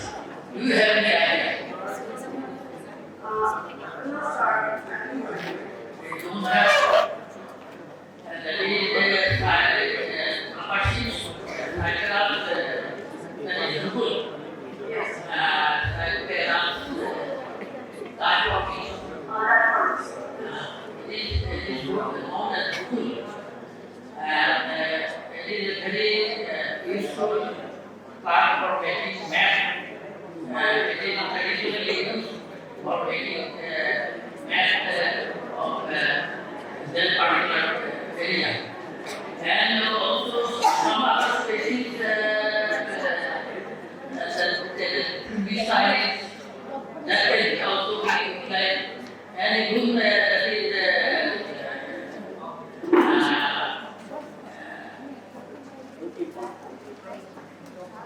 Iconia. I don't have Iconia. Yes. That also can be related for making of maps and other particles which are very popular nowadays among the human community. So this kind of entrepreneurship development of the transportation of this kind of entrepreneurship development can be a part of our research. How sustainably they can support the moving industry, those startup business. So my observation is that if there is such kind of research that can be generated in the future, and it will be a good documentation, and also it will help to the entrepreneur of this facility. And these are my personal observations, and also I request, because you are doing this international research. Thank you. Thank you, sir. Madam, it's quite a good study, I must say. You have done some good observation there. My first question is, you have completed too early. Within I think 4 minutes you have completed. Next time you take time. We have given you at least 8 minutes. Take the full advantage of the time so that you can explain yourself in a better way. This is the first thing. Second thing, what is this sampling size? Like how many samples you have taken? 70. No, 70 is your number of weeks that you have found there. Yes. But what is the sampling size? How many plots you have? Yes, this and What dates? three locations are in Manchester. Pardon? Three locations. Location is 3, but what is the sampling size? Like you have These locations have quadrate are studied. 5 quadrant cell. One is Quadrant. a quadrate for my study. And Okay. sample collected and sorted in my laboratory that identified the University Department of Technology with the network of USA. Okay. Okay. So one more thing, like you haven't got any mimosa biblioteca, mimosa pudica there? No mimosa? It's very common. Not in there. Okay. Okay. Good afternoon to everyone present here. I am going to present on conservation of wildlife and sustainable future of Malay Country, a case study report on the single man-made forest on Majuli Island of the Brahmaputra Riparian Kingdom.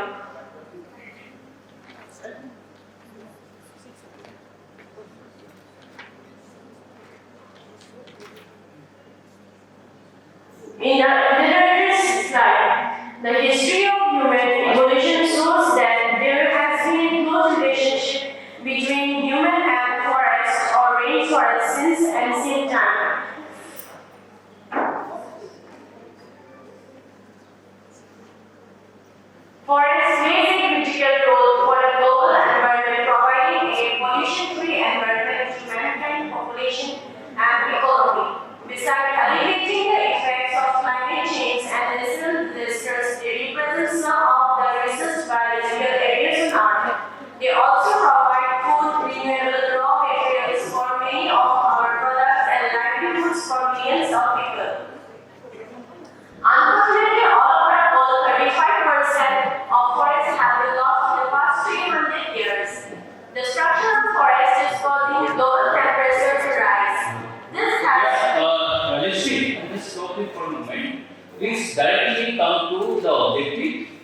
metallurgy and resin.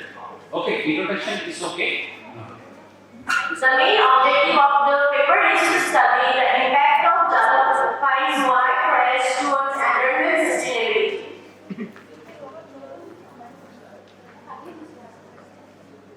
The study area is Kokilamo, located around 11 kilometers from the city center Jorhat, is a small village which is located at the bank of Brahmaputra.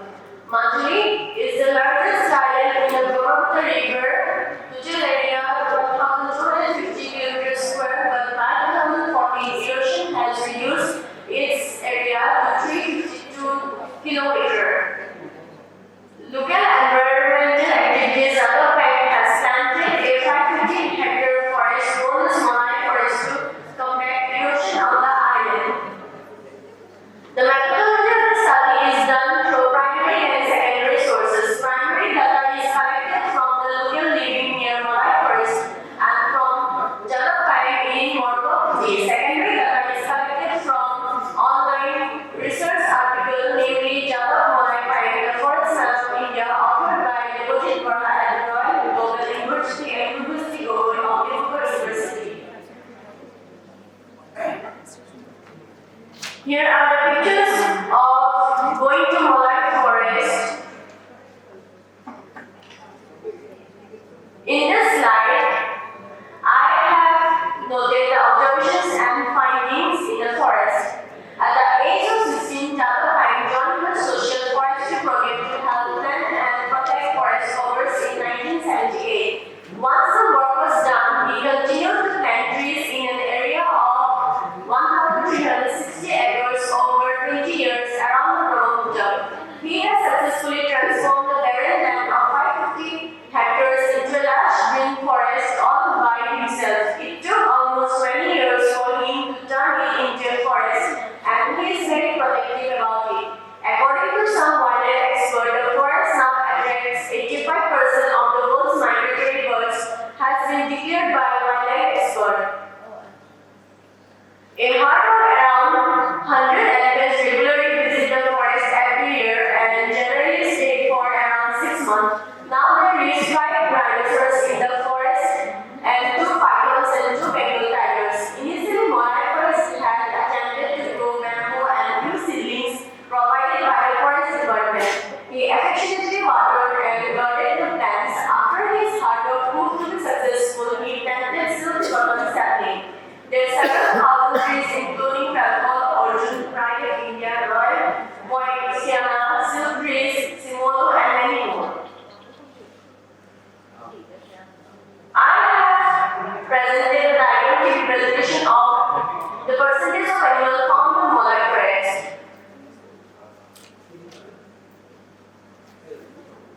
This picture is about a brief discussion on Monai Forest towards the conservation of environment. In this slide, Jada Pines say that it is, however, important to plant the right type of trees which can help climate change, and in environmental sustainability it has to be strategic. Wooded species such as oak, beech, and maple are best because they have a large surface area of leaves which generate more photosynthesis, whereas conifers absorb more heat. Due to his effort for protecting the environment, he has awarded the country's highest ever World Cup Honorship for his endeavor to protect the environment and his outstanding contribution to expand the green cover. The paper concludes that from the life, history, and hard work of Jada Monai Pine, we learned that we all need to make Earth a better place to live for us as well as for coming generation, and activities like deforestation and other activities that causes destruction forest must be discouraged. Environment conservation and sustainability is not a single responsibility, it's our responsibility as well, and we have only one Earth to live in. Let's plant more and more trees to survive and sustain, and we must stop destruction for forests and environmental resources. These are the references. Thank you.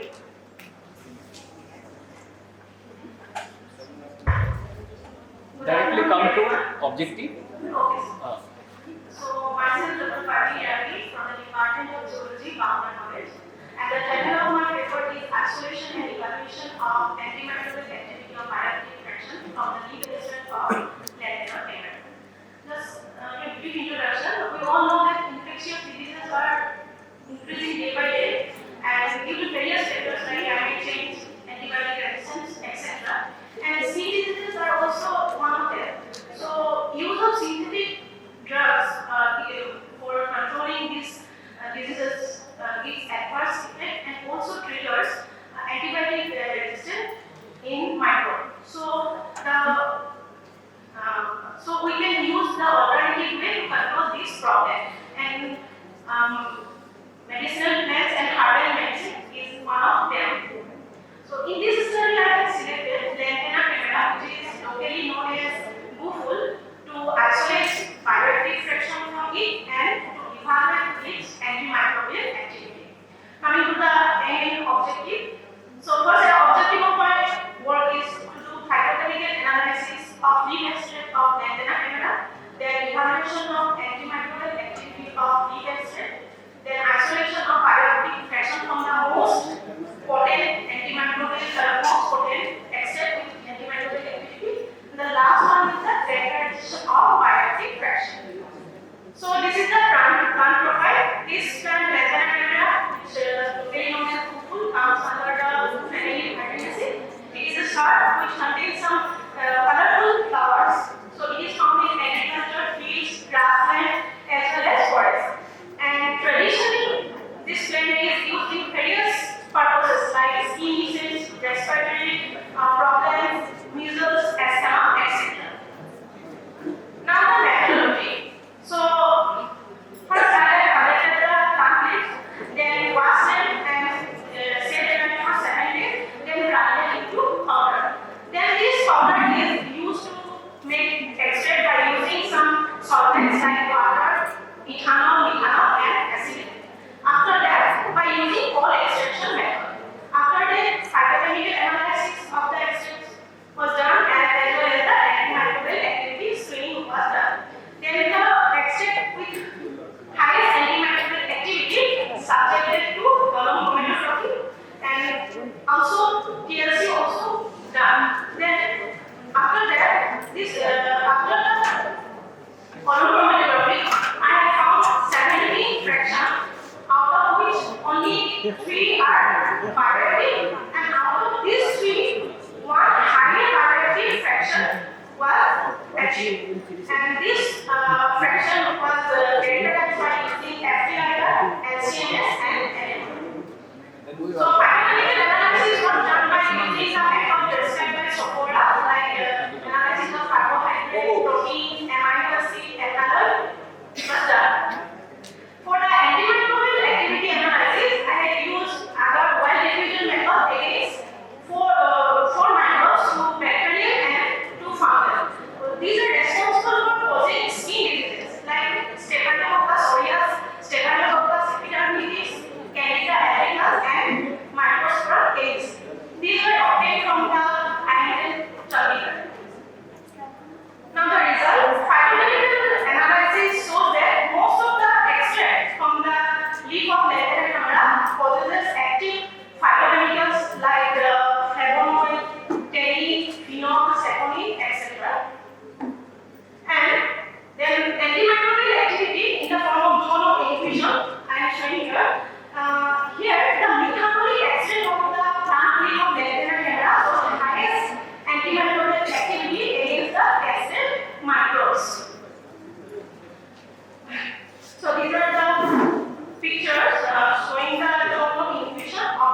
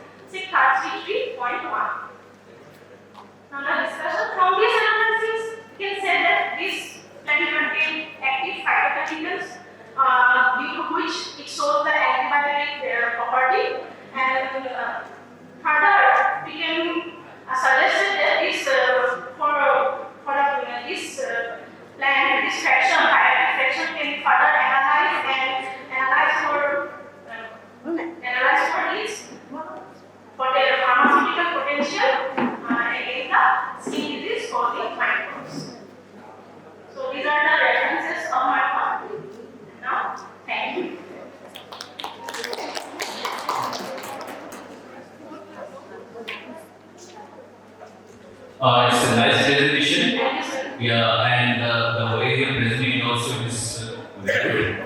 My only thing is that have you tested live testing with the sun? Yes, sir. Actually, I'm doing on this. I'm working on this. My goal is to prepare harder formulation and do the in vivo study on albedo rate, and then again I will be thinking about the clinical trials, which will take more time. Okay. And why you run all this analysis? No, sir, it's going College? In your college? College there? yes, for part Okay. I think you should send it to some good journal. yeah. It's a very good piece of work, Dr. Arvind. But one of my observations is that we and I don't think space is camera. Yeah. We have less traditional knowledge about the project that they are. I think we need to revisit those things. You have mentioned that whether these are indigenous traditional way of treating the disease. So traditionally these are used from the literature from the common people. I got to know the traditional uses of From Assam or from Assam. some people also reported the traditional use of this plant. Okay. Good. But it is a very good collection of data. And also, yeah, what observation you have made, you have to carry on. Yes, sir. Up to now, thank you. Okay, next. Thank you. Next. Our eighth paper presenter is Dr. Rujutu Setia. Serial number is 10. Next, Dr. Nazreen Parvin Ali and Mrs. Nomami Datta Setia.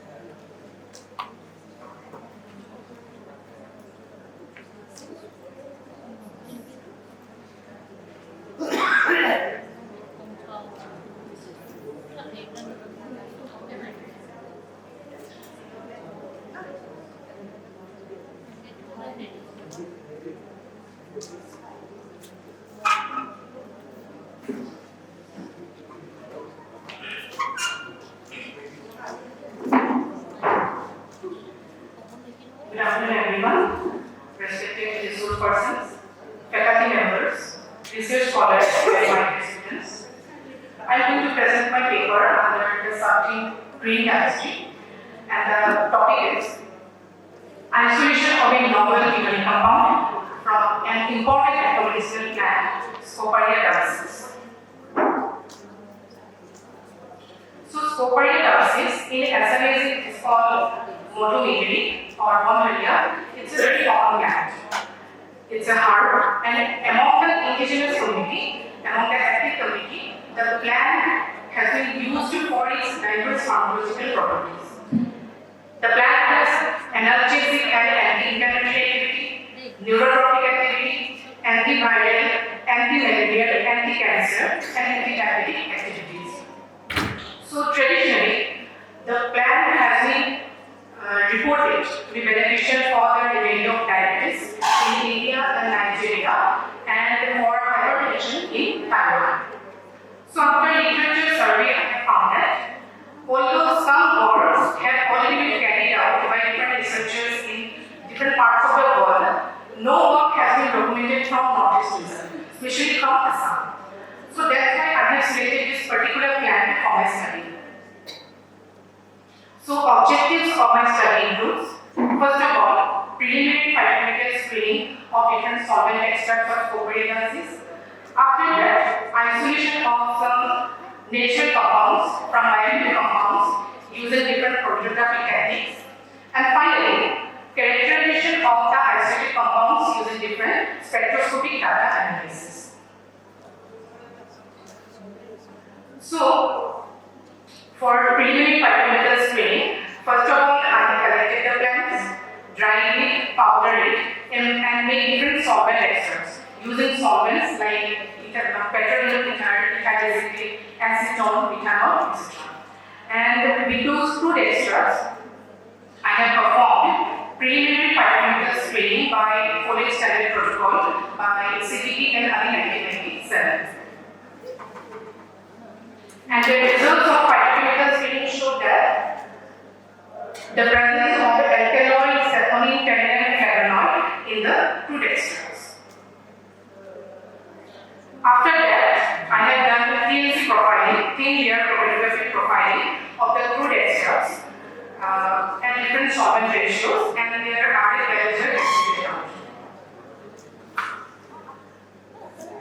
And the TLC profiling results show that the presence of diverse number of phytochemicals in all the extracts, and among them, ethyl acetyl and acetone extract showed the presence of maximum number of phytochemicals. So, from TLC profiling, actually we can have an idea about the polarity of the components present, and also it helps to standardize the solvents for their separation.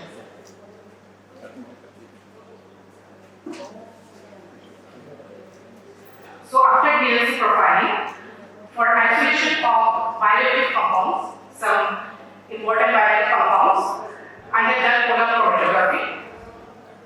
And using polar chromatography, from ethyl acetate extract, I have isolated a TLC grade purification.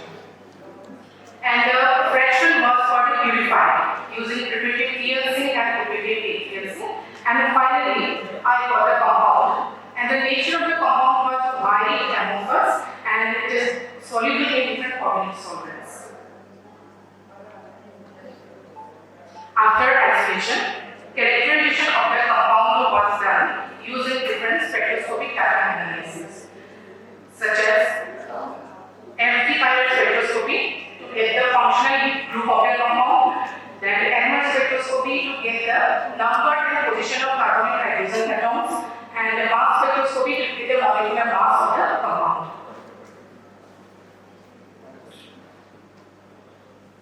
So after data analysis of spectroscopic data, finally I got the structure of the compound, and it was revealed that it was a ketonic compound. And these are some chemical properties of that particular compound, and it was generated by Parkin and Markey in 2012. So after getting the structure of the compound, I have searched the compound in different databases available, existing databases available, such as CHEMBL, CANPOP database, some existing database, to check whether it is a new compound or an already isolated compound. So after database search, I have found that the compound that has been isolated from Scoparia gases is a new compound since no record about this compound on those databases were available. So, from the overall study, this can be considered that the compound that has been isolated from this technomedicinal and Scoparia gases is a ketonic compound and it is a normal compound.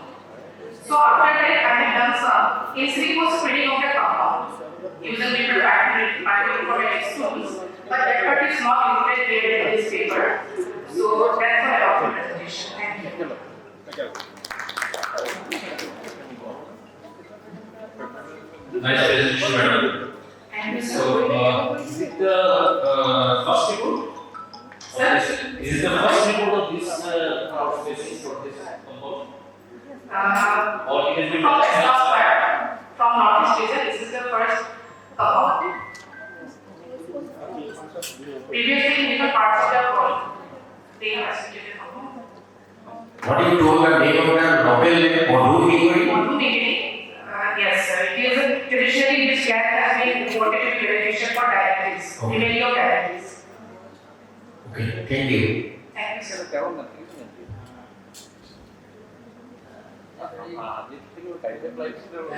presentation, thank you, sir. And also, you have Vice President on Nobel perform. Yes, sir. This is a part of our PhD program. This kind of work actually is used for green chemistry. Yes, And sir. also for the resource development and entrepreneurship. And I must appreciate for this kind of research. And I think you have to carry up to the product development stage. So, Sir, actually, I even you can go for a patenting this know-how after the verification of this. This is my observation of your. yes, sir. Thank you, sir. Sir, after isolating this compound, sir, I have done some preliminary, not preliminary, some in silico screening. Before going to before, I did some in silico screening of this particular compound, and I have found that it has the probability, it has the potential to become a new molecule for tuberculosis. But unfortunately, I could not continue my research after PhD. So it needs it to go in validation for. Okay, so come to the main point. Good afternoon, everyone. I am Pragya Border from BA Course and Economics Department of Jawahar Indian Mahavidyalaya, and the title of my paper is Greenhouse: Charting the Course for Sustainable Tomorrow. So I am moving to the objectives of my paper. So following are the objectives: one, to study the importance of net zero economic transitions and sustainability, how it can be achieved, then the challenges faced while attaining to net zero economic sustainability, and the solutions to overcome these challenges. Research methodology. So this paper is based on secondary data that has been retrieved from books, newspapers, and internet. The paper mainly focuses on the importance of sustainable economics, strategies that should be implemented for achieving a greener future. Net zero economic transitions. Achieving a net zero economic transition involves comprehensive challenges across various sectors, including energy, transportation, industry, and agriculture. Importance of net zero economic transition. Some are mentioned below, like ecological imperative, economic sustainability, innovation and job creation, social equity, cost of delay, and necessity for future generations. Then comes the strategies for achieving net zero sustainable economics. So how it can be achieved? It is mentioned below. Firstly comes decarbonization of energy systems.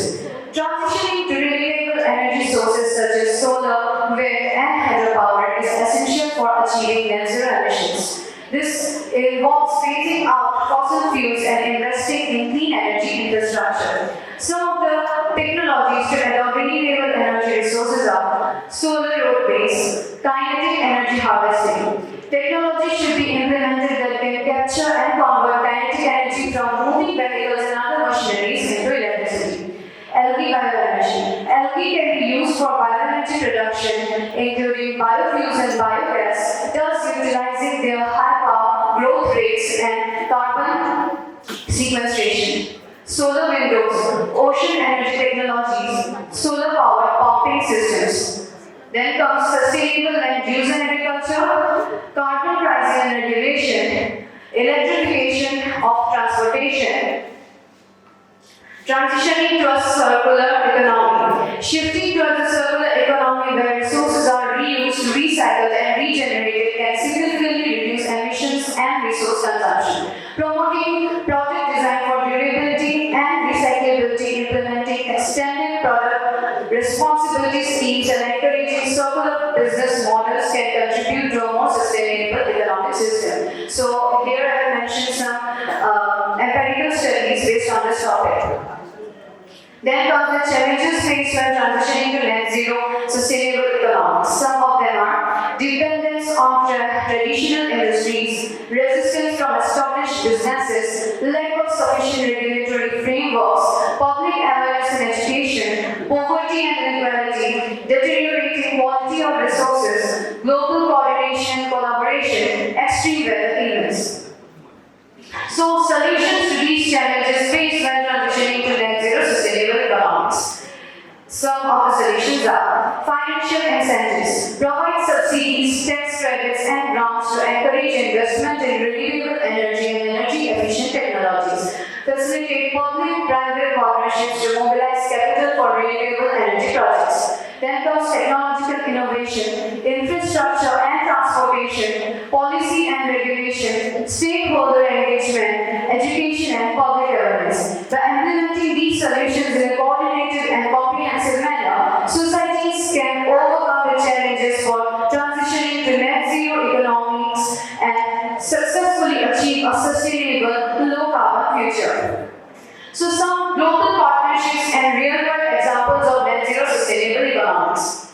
Some of the examples of global partnerships can be stated below as follows. United Nations Global Compact. It is a collaboration between businesses, governments, and civil society to promote sustainable development and responsible business practices globally. Then Paris Agreement, Sustainable Development Goals, Global Funds to fight AIDS, tuberculosis, and malaria, and so on. Similarly, some real-world examples of net zero are stated below. Microsoft's commitment to carbon negativity by 2030, including the removal of historical emissions and investment in renewable energy and carbon removal technologies. In India, the state of Sikkim has made significant progress towards becoming a net zero carbon state. Tata Steel has set a target to become carbon neutral by 2050 through investments in renewable energy and technological innovations to reduce emissions from steel production. Please conclude. Lastly, I would like to conclude. So net zero sustainable economics aims to achieve a balance between economic growth and environmental sustainability by reducing carbon emissions and promoting renewable energy sources. Overall, embracing net zero sustainable economics offers a pathway towards a more prosperous and environmentally sustainable future. Thank you. Respected here, respected chairman, respected listeners, and senior, and my best friend, and Go to full screen. my Full screen.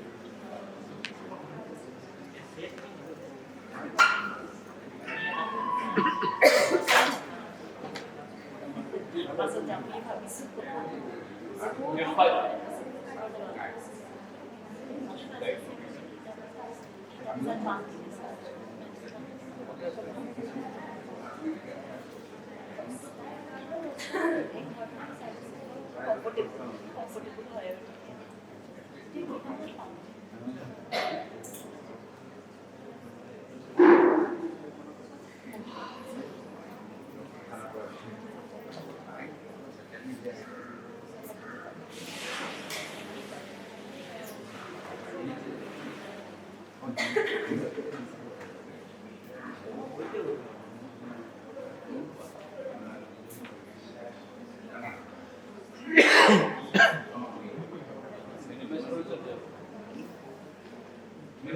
Minimize করে দিয়ে না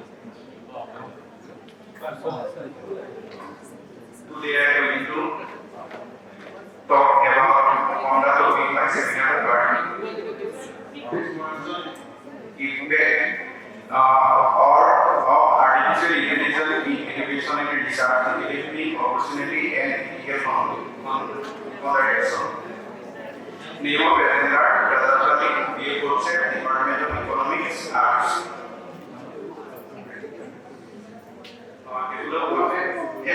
Introduction, objective of the study discussion, artificial intelligence is usually in education, science, and shortcoming, future of AI, conclusion, reference.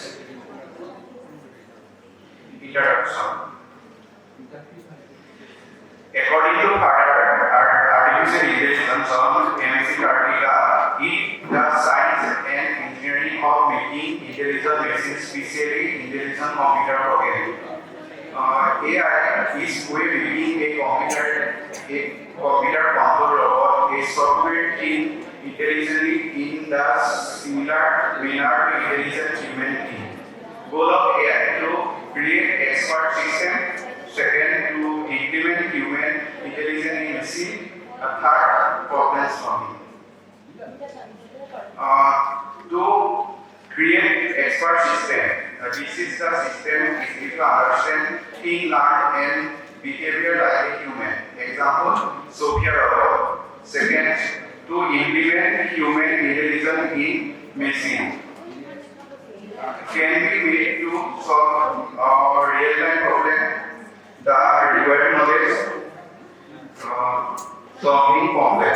The required knowledge. Created of assessment series for the robot development. Objective of the study. The main objective of our study is to know about the concept of artificial AI, to find the main goal of AI, to know about the AI in education and research. Research is secondary data. Artificial intelligence is reducing the education, personalized education, task automation, tutoring, global access, education for students with special needs, challenges of shortcomings, loss of human connection. One of the most significant concerns during all education is the potential loss of human condition, disability and humility. High cost. The hardware and software need to get updated with time to meet the latest requirement. Data and privacy security, unemployment. The increasing number of machines leading to unemployment and job security issues. The AS machines are removing human resources at the rate of people losing their jobs and increasing future of AI. In the future of AI will help make education better. It can personalize learning for each student, grade assessment automatically, and provide feedback. All might also offer a visual teacher ability lesson to student need. However, the future project of AI are more intelligent. Home robot will help elder people with their day-to-day work. Robot will take over hazardous jobs like home teaching, welding, etc. Conclusion. In conclusion, the role of AI education has potential to revolutionary and the way we live and learn by meeting the care in assist and quality. AI can educate and a more inclusive, efficient, and great learning environment to students around the world. This is our reference. Thank you. Thank you, very good that you have concluded in time. This is required. Thank you, nice challenge. Next.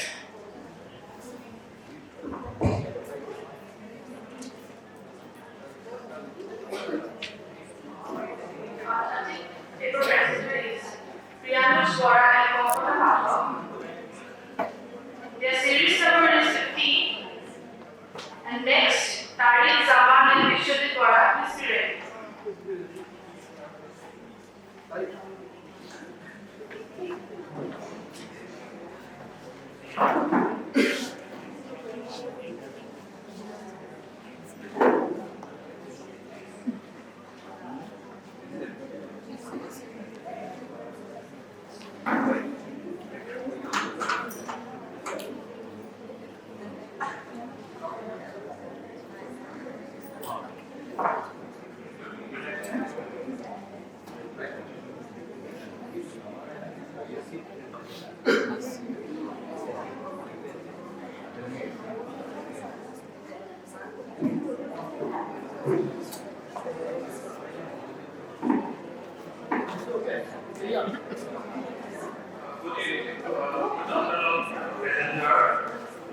Respected servants, respected teachers, dear seniors, my establishments, and lovely juniors. Today I am going to tell you about on the topics of our senior papers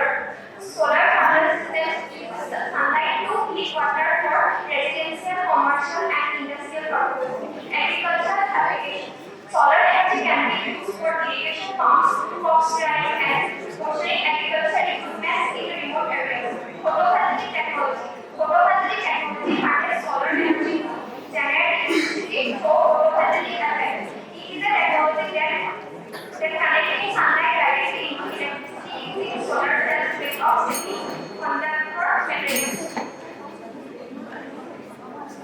And the findings of the center paper is, for the purpose of preparing this paper, the application of solar energy as one of the alternatives in search of conventional sources of energy is discussed. Solar energy has various uses such as associated with low damage to the environment, and it is very available. Solar energy is the cleanest and most abundant renewable energy source. Solar energy is used to generate electricity, lighting, etc. And the conclusion part of the center paper is, solar energy is of great importance due to its numerous advantages. It is a renewable energy source that reduces carbon emissions and provides energy independence. Solar power is abundant in environmentally friendly, and drawbacks of solar energy such as intimate nature and use of long areas. Research and development are needed to improve its efficiency and force. Solar energy is a vital resource that holds enormous promise as clean and dependable power output. Thank you. Good presentation for some teachers, meaningful teachers. Okay. Okay. Next.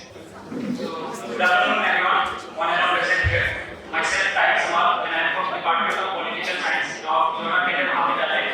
And today we are going to talk about the role of artificial intelligence in education and research. Our subtitle will be Exploring Transformative Opportunities and Ethical Consequences. So our content is introduction and literature review, artificial technology, objective of the cellular paper, discussion, findings, suggestions, conclusion, and reference. So the introduction part, yes, we all familiar with the artificial intelligence.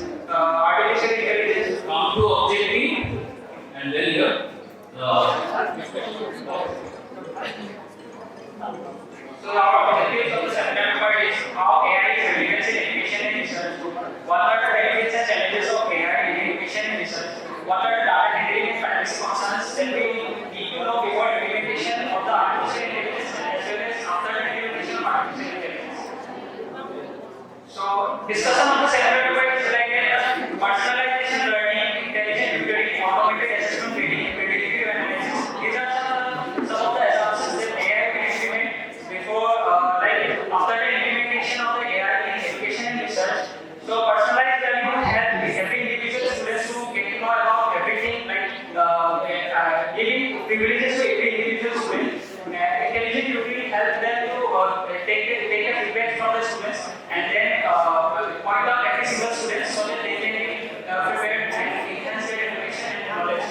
And automation assessment grading, AI changes assessment process, automated grading and treatment. Quick and efficient evaluation allows educators to focus on more personalized interaction with the students. So this third automated assessment grading will help students to get to know about every whatever they have doubt in their minds to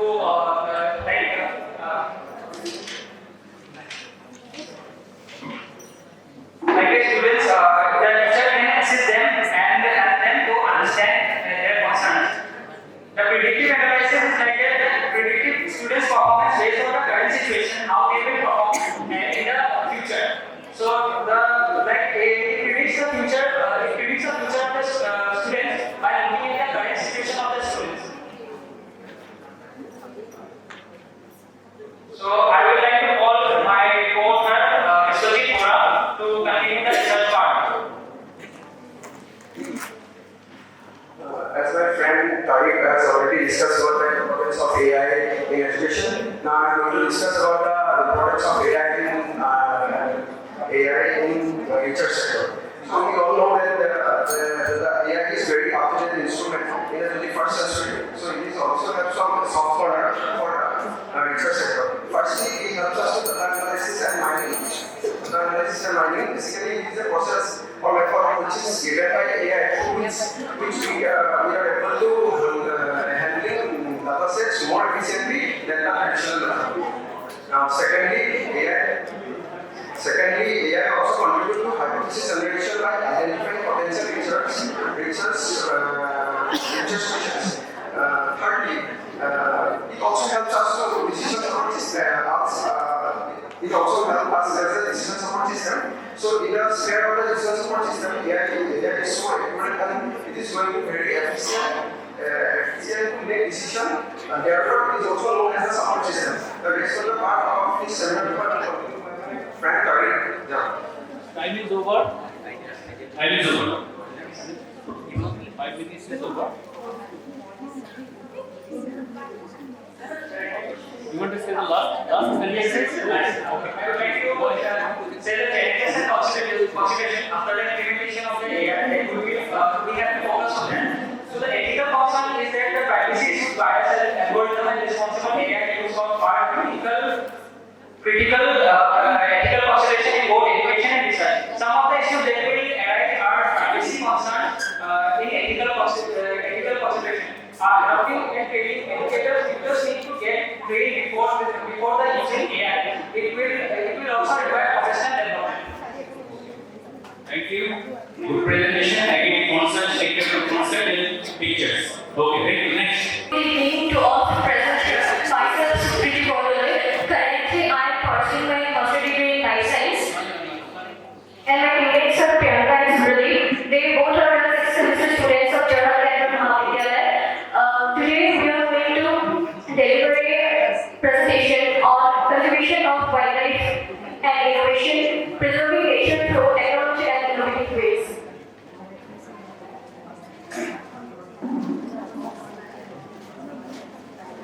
So let's begin with objectives.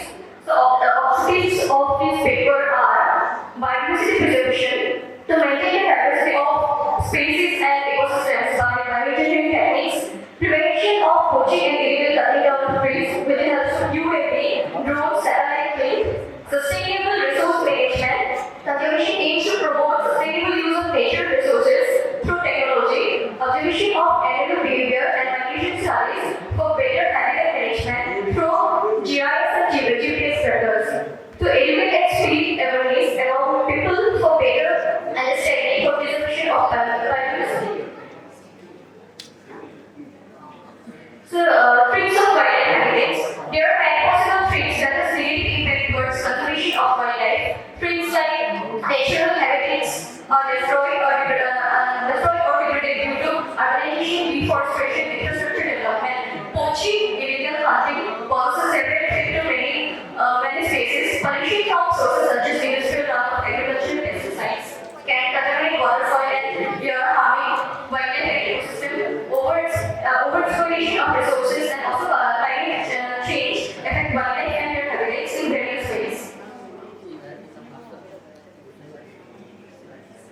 So moving to the next slide, innovations in tracking and monitoring.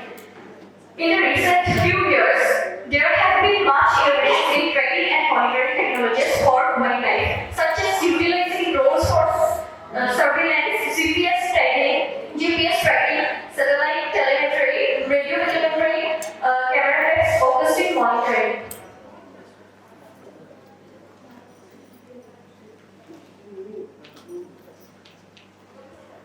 So these are some footage of innovations in tracking and monitoring, camera traps, focusing monitoring, then using of drones.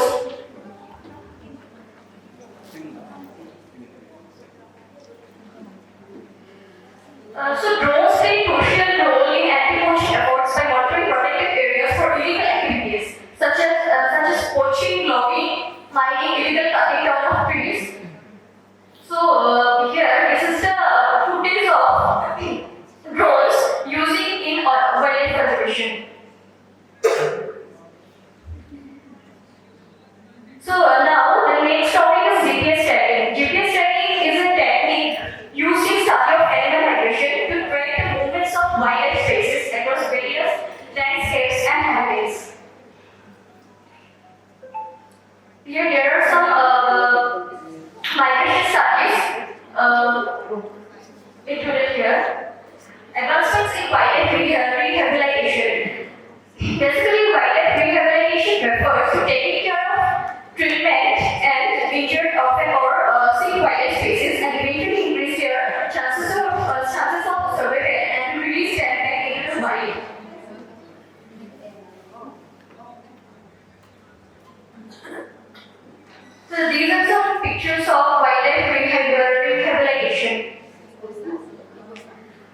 bioengineering solutions for contribution challenges. Bioengineering gives out various different solutions for challenges faced by life contribution. Some of them are synthetic biology, bioregulation, more of them are genetic engineering, AR techniques, and cloning, and also bioinformatics methods are used to analyze genetic data. So these are some steps involved in it. Genetic preservation technique. The genetic preservation techniques include cryopreservation, sperm and egg banking, genetic rescue methods, genomic libraries, etc. So my last topic is innovative conservation policies and legislation. Here, community-based conservation helps local communities to actively participate in management and preserving of natural resources, protected area networks, conservation finance management, active management and push for conservation of wildlife. So thank you. Now my teammate Priyanka will continue to rest. Thank you. Thank you, Sukriti, for covering up the points. Now I'd like to give you a little bit of gist on the projects. That the urbanization, climate change, illegals, wildlife trades, and the inconvenience of the alien species. Increasingly threatening the lifespan of the wildlife species. The everybody knows that the wildlife conservation has been divided into two parts: in situ and ex situ conservation. Here is a project of the Ganges Pahad conservation. You can check this out. And the promoting sustainable wildlife tourism. Promotion of sustainable tourism is very crucial for conserving effort as well as economic developments. And the technological innovation in anti-poaching effects, UAV and drones are equipped and cameras and thermal images. Here are some of the clips. Conservation through education and awareness. Awareness is wildlife conservation is not only about the survival of the plants and animal species, but also educating pupils and living harmoniously with the wild species and their habitats. Also, our India has passed various law in it. In 1972, government has passed a law that we cannot harm the live animals and other species, and they also focus on the goal of preparing more planted trees, and more for good lifestyles. And the great data urban wildlife conservation strategy. The best example of the urban wildlife conservation strategy is the Central New York Park in Central New York Park. Lastly, the conclusion is that the intersections of the wildlife conservations and innovations represent a beacon of hope in the face of escalating biodiversity. Here are some of the references. Lastly, no wildlife, no human life. Thank you and have a good day. Very good presentation. I must say, we have put a lot of effort, so I appreciate that. But one observation is don't make too much of design. Like your sentences, whatever you written over there, is full of design. Sometimes it's hard to read also. So keep it simple. Okay, otherwise good, very good presentation. Thank you, sir. Sorry that due to paucity of time, actually we cannot give you much time, which actually you deserve some more time for that. I really I appreciate that, and I know that. But as you know, time is the most powerful thing, so we cannot help it. So I may pardon for that. But otherwise, it was a very stimulating session, and especially for some really good papers here found in this session, and some of the students have also presented very nicely. So it's a learning phase for them, and I congratulate all the students, my friends here, for maybe some of their first presentation. So it was a very good presentation from all your side. Keep the speed up, and all the presentations presented very nicely. Thank you so very much for bearing with us and giving your best shot. Thank you so very much. Again, I just like to conclude. But out of all these papers they presented, we have selected 3 papers which we felt it was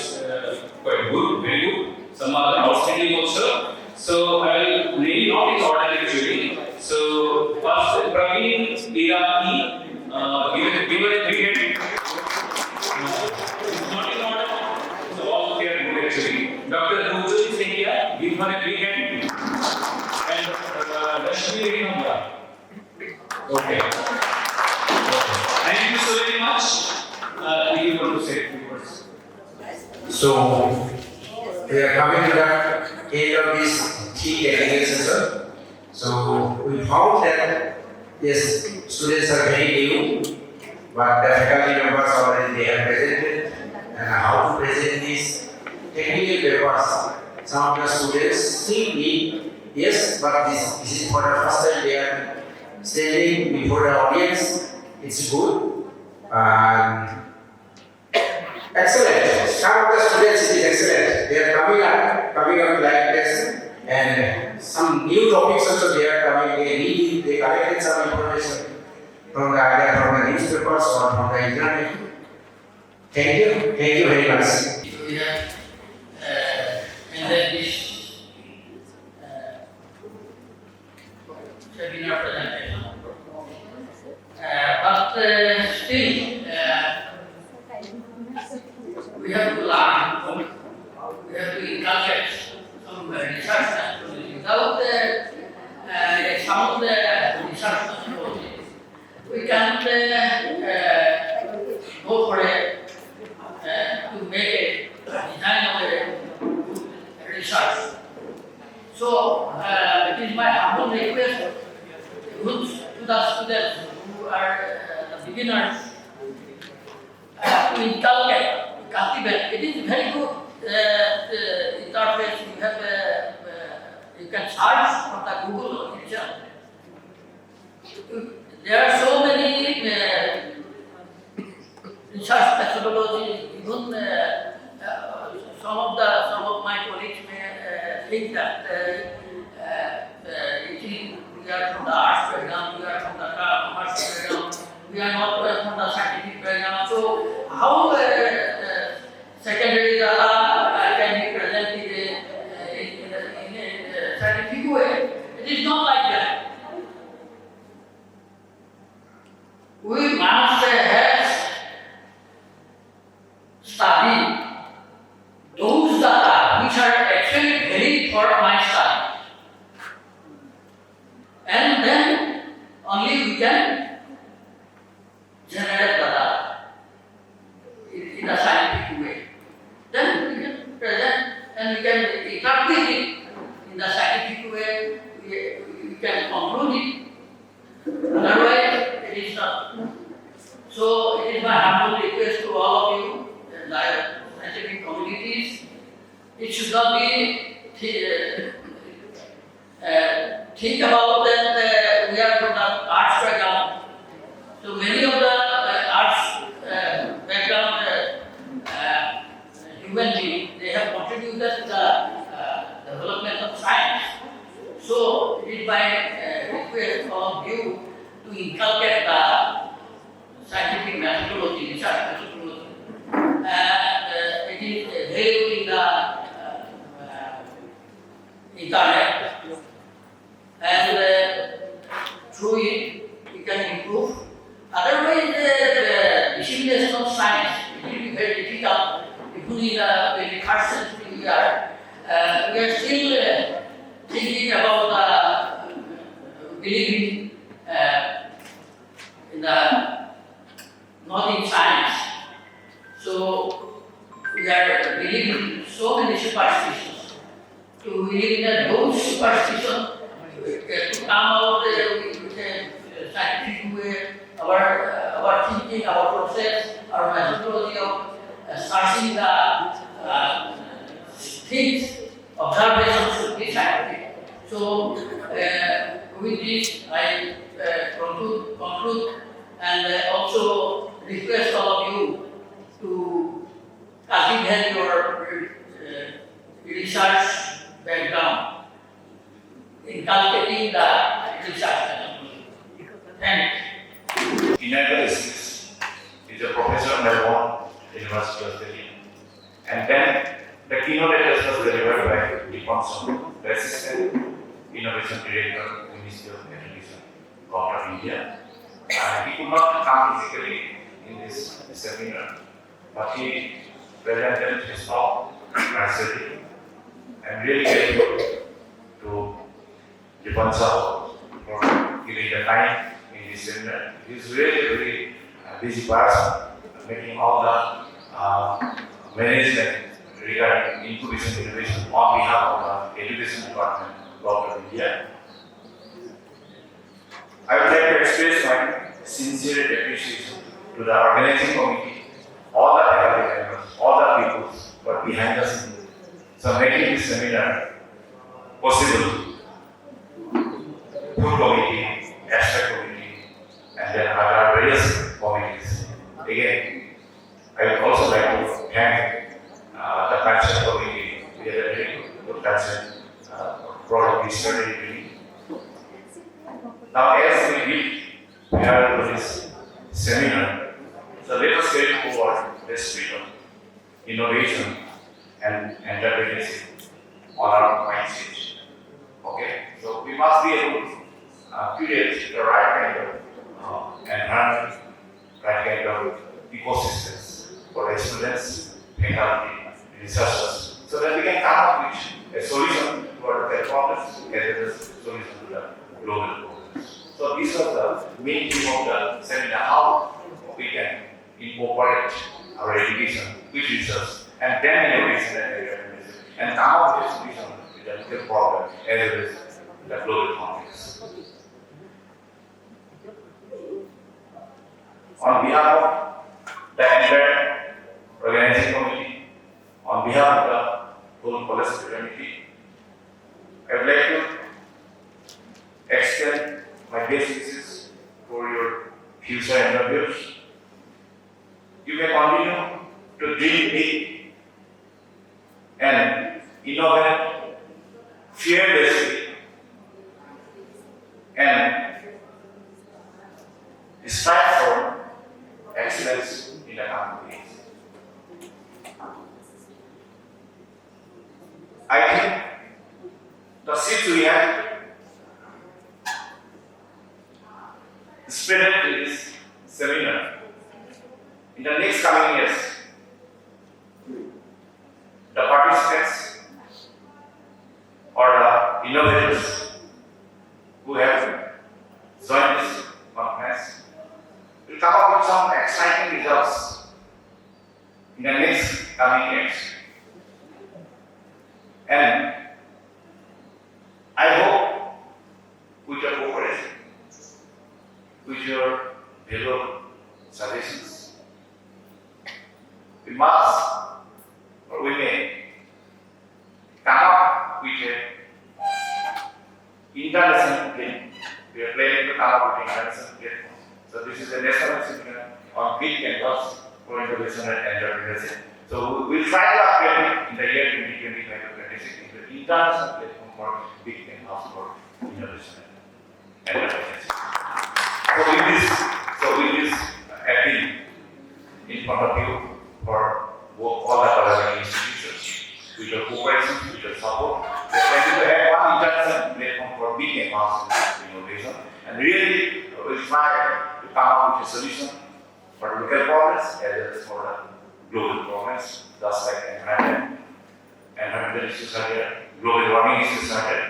So really, if we can come up with a solution, so this seminar will be meaningful for all stakeholders. So with this word, once again, I would like to offer my heartfelt thanks to all of you for joining this conference, for collaborating this conference, and for extending your helping hand in this conference. I would also like to mention the importance of Justice, Dr. Bodhi Tamuli, and Dr. Radheshwar.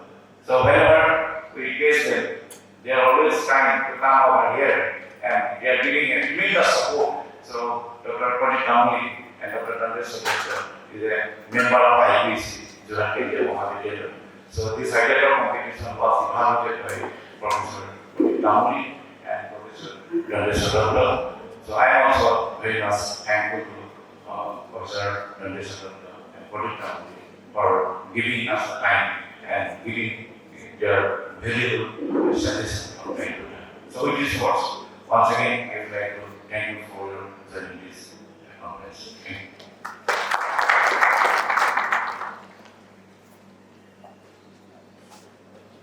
Thank you, sir, for your speech. Now, I would like to request the resource person from different collaborating institutes kindly say a few words, sir. Rakesh, sir. Ma'am.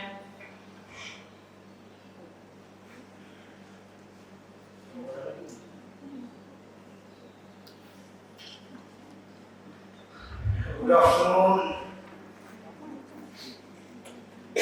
all the distinguished guests present on the rise and in the audience, all the faculty members of Zorat Kendriya Mahavidyalaya, students, all the non-teaching staff.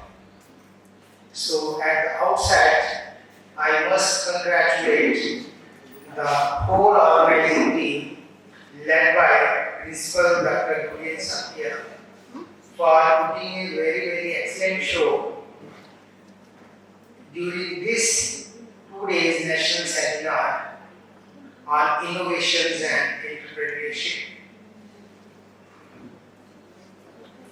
So as we are at the end of this program and all of you have seen the list of the source person which the organizers have invited, they are really excellent. We have listened to professor from Australia, from IITs, Madam Parul Bhatnagar. She has also spoken about relevance of innovations and entrepreneurship. So one thing here I would like to say, as Principal Saab has told,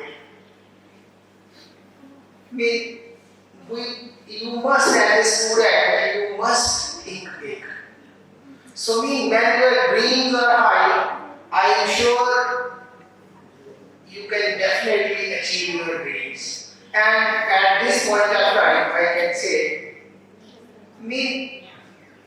what I say to myself, that first step is thinking process. What I say is, I think I can, I think I can, I think I can, I think I can. And then finally, in the end of the program, you say yourself, I thought I could. You understand? So in the first step, when you think about something, and all about innovation is not coming out with a new design all of a sudden. You are thinking that you will come out with something very new all of a sudden. It is not like this. A small enhancement in the performance, as we say in our research, if we are able to enhance the performance by certain percentage. For example, the earlier people, they had 50% performance. If you are able to achieve 55%, that is also innovation, that is also something new. And for that, we need to have a detailed literature survey, as we do in our research. When we select a topic, we first tell the students to have a detailed literature review of the topic which you are going to choose. And then we can find what are the gaps, where we can do better. So I think the theme of the conference, that was very relevant. The resource persons were excellent. The cultural program was, more than good. So we can see all the young minds in the back of the stage with their, lights on their mobile and dancing to the tunes of the music. So that shows the commitment. And moreover, all the students were present even at the end of the program. They were all enjoying. They had a level of commitment, and for that, I congratulate the organizing team, particularly my friend Dr. Gulen Satya. Basically, a leader is who can motivate the students, who can motivate the faculty to do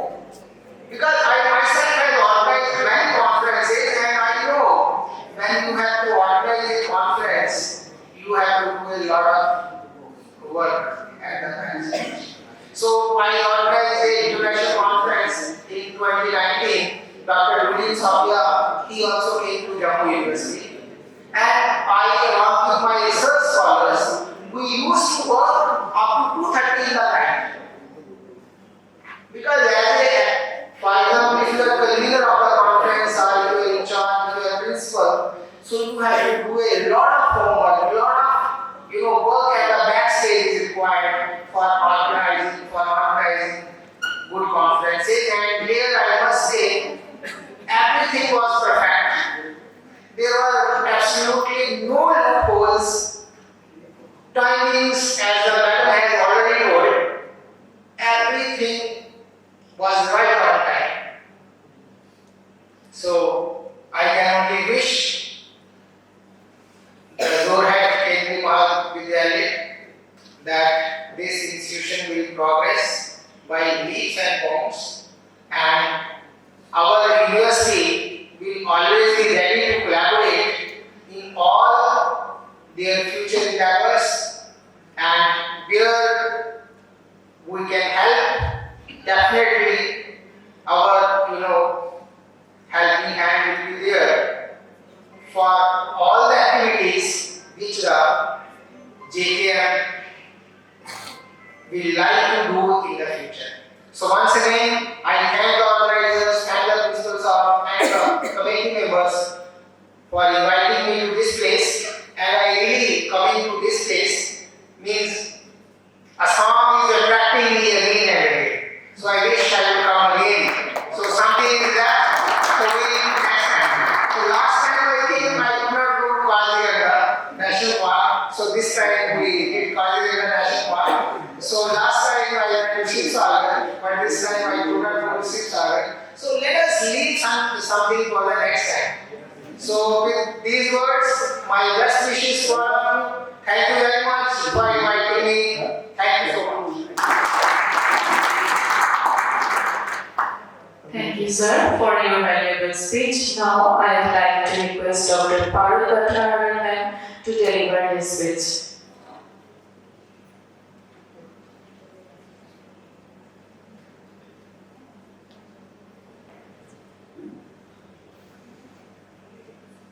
Good afternoon, all of you. The minute I put my step at Jorak Kendriya Vidyalaya, I tell you, we were always taught work is worship, but we were taught that. But what I really saw, it was here, work is worship.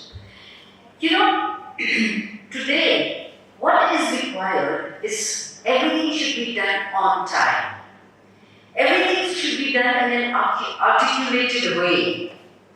That is what Jorak Kendriya Vidyalaya is.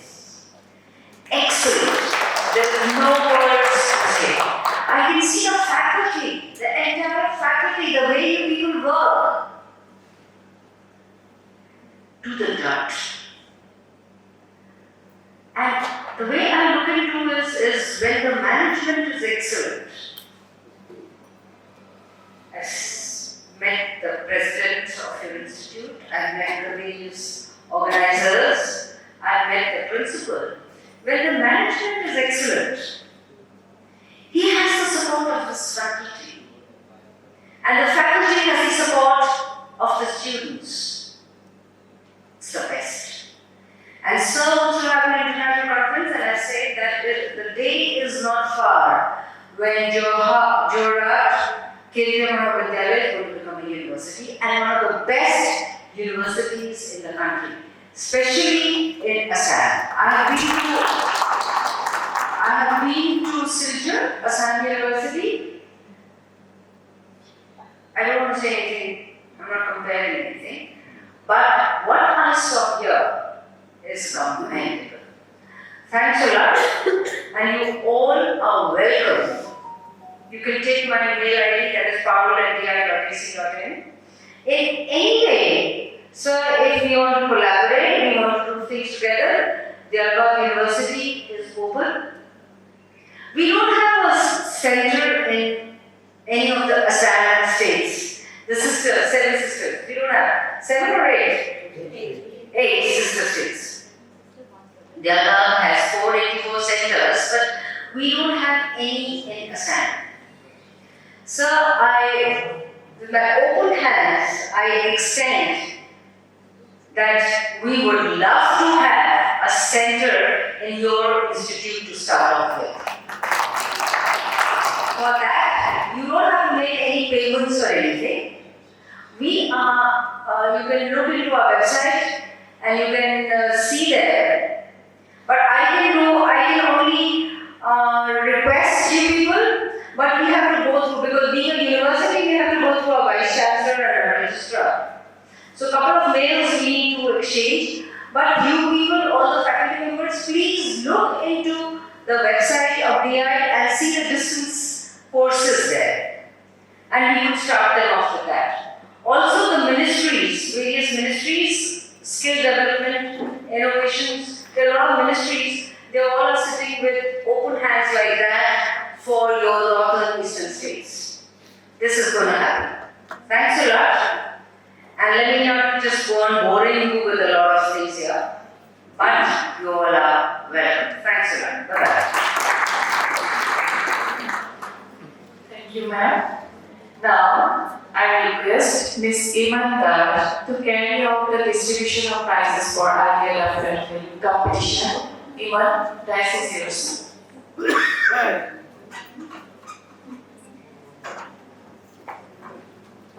নমস্কাৰ আজিৰ অনুষ্ঠান উপস্থিত সকলো ব্যক্তিলৈ শ্ৰদ্ধা আৰু পুলক জনাই যোৱা 9 তাৰিখে যোৰহাট কেন্দ্ৰীয় মহাবিদ্যালয়ত অনুষ্ঠিত ৰাষ্ট্ৰীয় আলোচনা চক্ৰৰ লগত সংগতি ৰাখি অনুষ্ঠিত IELF কম্পিটিশ্যনৰ ফলাফল ঘোষণা পৰ্বত উপনীত হৈছিল। অনুষ্ঠিত প্ৰতিযোগিতাখনিত মুঠ 81টা প্ৰতিযোগিতাত অংশগ্ৰহণ কৰিছিল। বিচাৰক মণ্ডলীত আছিল শ্ৰদ্ধাৰ Danteswar Dutta sir, Forest Ecology and Climate Science Division, Jorhator, retired scientist, Dhanabad sir.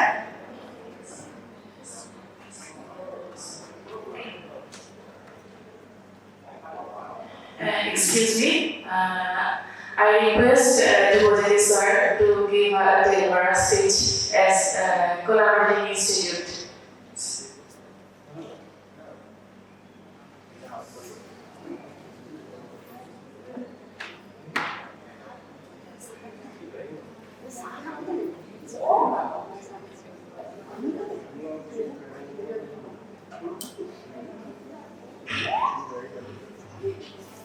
Good afternoon all. So dignitaries sitting here in the dais, and all the faculty members, students, and the audience. So from the day we were here and talking actually, so as far as this Kendriya Mahavidyalaya Jorhat is concerned, and the relation with Rainforest Research Institute, I can say that we are the geographically isolated cities because we are the closest, institution to Jorhat Kendriya Mahavidyalaya, very close to this institute. So we are very much in support with this kind of innovative ideas, and the main itself of the seminar is big kind of innovation. So we highly appreciate that, and of course my thanks goes to all the organizers and all the collaborators for successful completion of this national seminar. And we hope, as our honorable principal has already mentioned, that in future they're looking for some international kind of seminar. So we are there to collaborate with you, and I give you best wishes for that, for the future collaboration, for the future seminar, and for successful completing this seminar as well. Thank you so very much. Thank you, sir. Now I request Dr. Malloy ma'am, please come.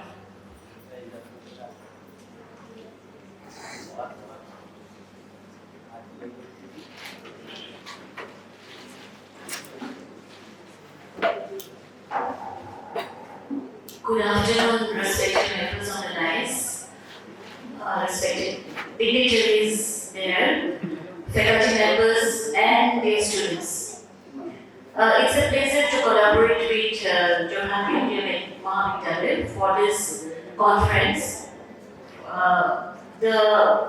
Already the other speakers spoke what I wanted to speak, but then one thing they missed out maybe, the positive environment. When I entered in the morning yesterday, I felt like everywhere it is very positive. And the faculty members with their smiling faces, students with their smiling faces. Dr. Julian Sekia, you have a wonderful team with you. Very, very dynamic. Planning to collaborate, we will be having a MOU with Jorhat India Mahavidyalaya, and we will be having more activities, and we would like to contribute to whatever way it's possible, and definitely we will be there for the international conference. Thank you all the collaborators members.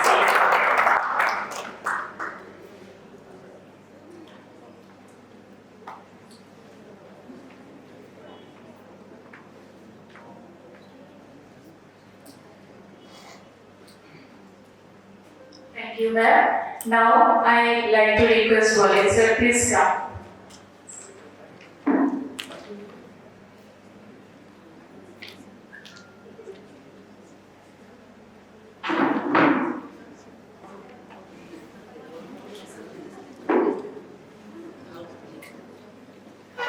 So good afternoon, and respected members on the dais, dignitaries, faculty members, and students.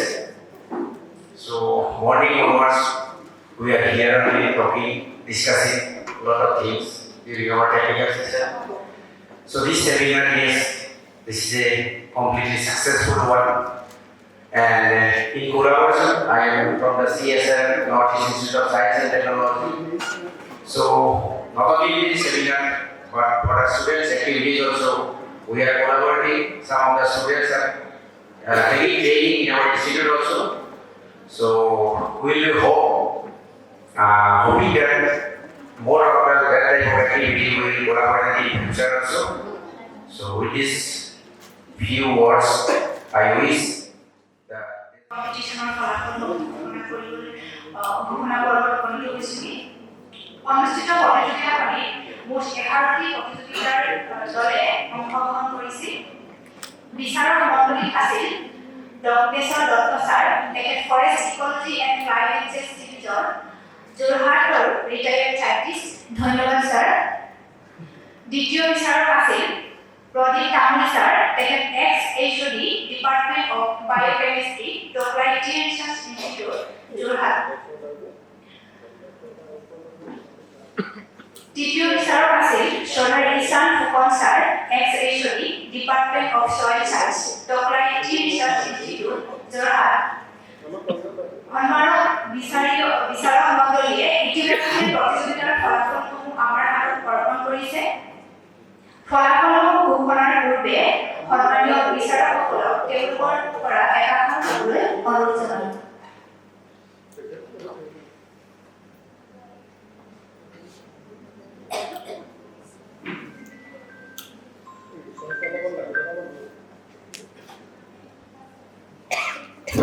Good afternoon, respected dignitaries and the dais, also among the audience, faculty members and students. Very outset, I must congratulate the principal and his team for an excellent seminar they have organized in such a way. I can tell you that we can easily organize an international conference in near future, and we are always there to help it out. But whatever our previous speaker told, that is not enough. So I request all the audience, we should give these standing ovations for the successfully conducting the conference. audience for stepping on.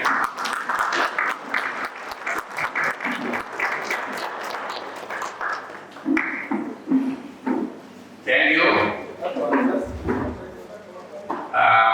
Before going to tell anything about the poster presentations for the students and some of the faculty members also recently joined, I have a request. You know, when we talk about the innovations, where from innovations comes, you have to be creative. You should have a creative curiosity in mind. Then you can innovate something.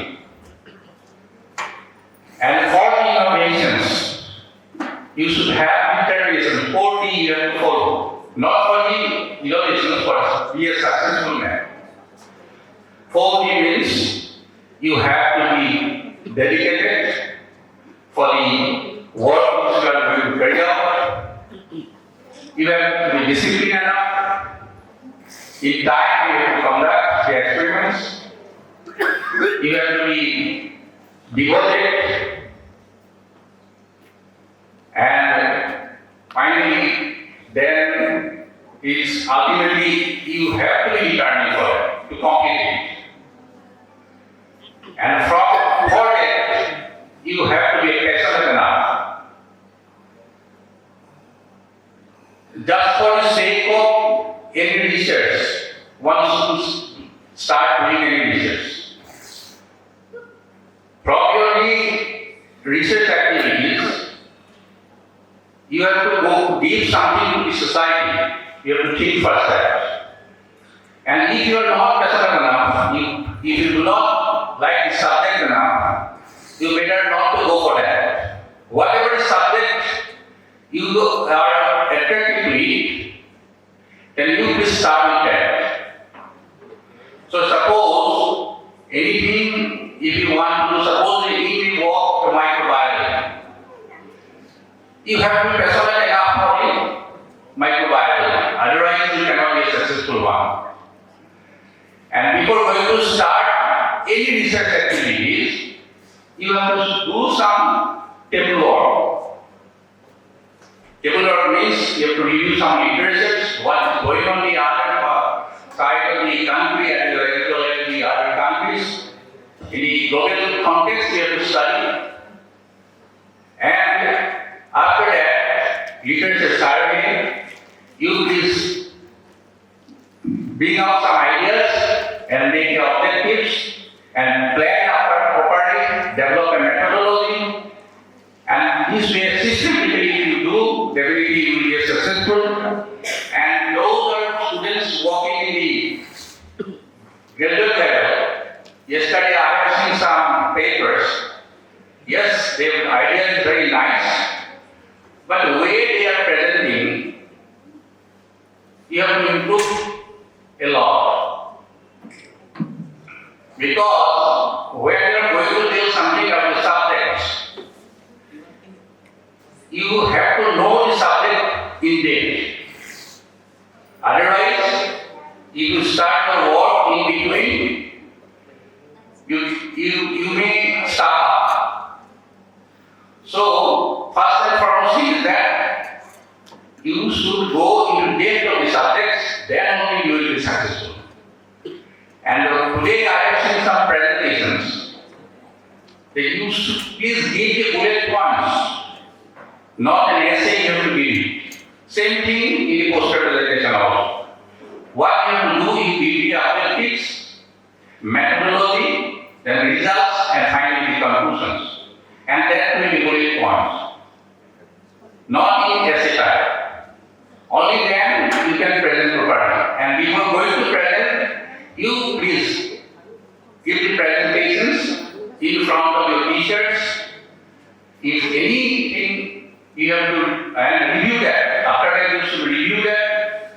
And what is called SWOT analysis. SWOT analysis, you know, in any case, any book, you should go through your SWOT analysis. What is your strength?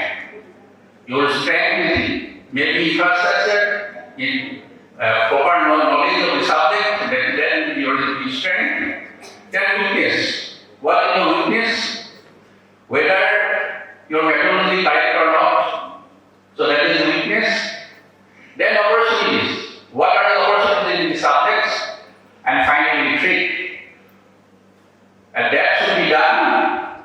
your life, in everyday life. Then only you can progress.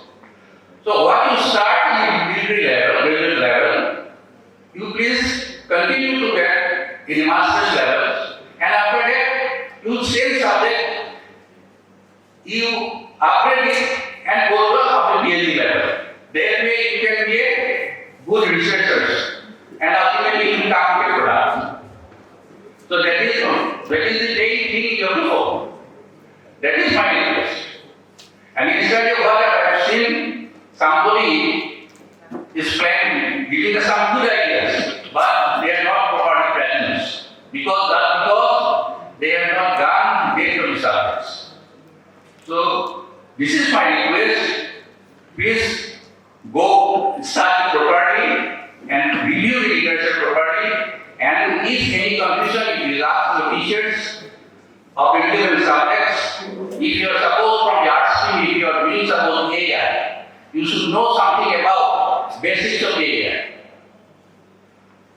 If you are working in the DPS, suppose some subject of the DPS you are presenting, you should know the basics about the DPS. Then only you can go into depth of the particular subjects. That is my request. Nothing else. And for any help in the future, near future, especially the faculty which have joined recently, I request them to create a research environment. If you do not create a research environment, you cannot progress it. This is the only problem. In Assam colleges, if you go to West Bengal, every college has got 10, 12, 13 minimum colleges. How we come to know? Because we are attending the keyboard meetings, DVD meetings. Therefore, in colleges, lot of projects are presented. But hardly any project I have seen from the Assam. So we are well behind of that. So try to go, because DVD is there, then our keyboard is there, then DSC is there, a lot of institutes are, financial institutes are there. Why don't you try? 5 plus, 10 plus is not a, I think not easy. You can easily go for a 5 plus, 10 plus process. With a simple spectrophotometer, you can do a lot. If you suppose you are expecting some planting, any planting method, planting aspects of natural plants, if you want to see, suppose I want to estimate flavonoids, I want to estimate chlorophylls. One spectrophotometer hardly costs 5 rupees. And if you make buy a spectrophotometer from that project, from botany, from chemistry, from physics, all the IT students can work with a particular spectrophotometers. And from these spectrophotometers, you can do a lot. Antioxidants you can study. You can study the pigments and some other components also. You are doing some reactions, whether proper reactions is going on or not. If you do the analysis spectrophotometrically, a particular component is formed or not, it is just, you can at least reach it. And for the further study, your yeast is there, then chloride is there, then chemical sediment is there. Whatever the infrastructure is available, you can evade that. And yesterday, Professor Anil Sakia has so many infrastructures in IIT Wuhan, you can evade that. So why don't you start some projects? That is my earnest request to you. Please bring up some projects from DSC, DBT, etc. Okay, thank you.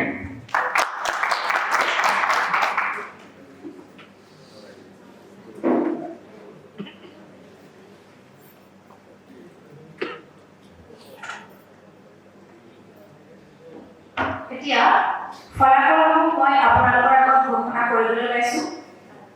Best poster award লাভ কৰিবলৈ সক্ষম হৈছে বৰ্ণালী বৰা আৰু তেওঁৰ সতীৰ্থবৃন্দ CSIR north East institute of science and technology Jorhat. তেওঁৰ সতীৰ্থসকল ক্ৰমে অৰ্চনা যাদৱ, জিতেন্দ্ৰ সিং বৰ্মা, ৰাহুল শইকীয়া আৰু Shashi Ramesh Rao green.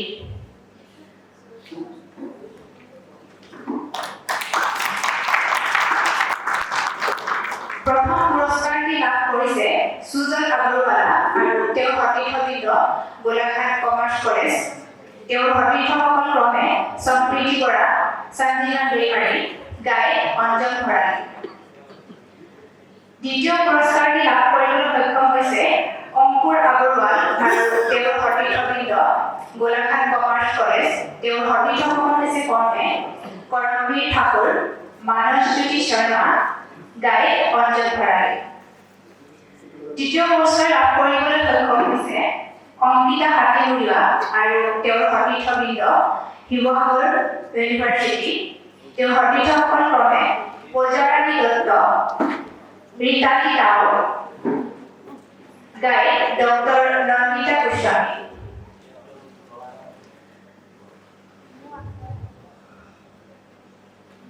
Best পোষ্টাৰৰ পুৰস্কাৰটি প্ৰদান কৰিব সন্মানীয় অধ্যক্ষ মহোদয়ক পুৰস্কাৰটি প্ৰদান কৰিবলৈ অনুৰোধ জনালো। লগতে প্ৰতিযোগী দলটিক ছাৰৰ হাতৰ পৰা পুৰস্কাৰটি গ্ৰহণ কৰিবলৈ অনুৰোধ জনালো।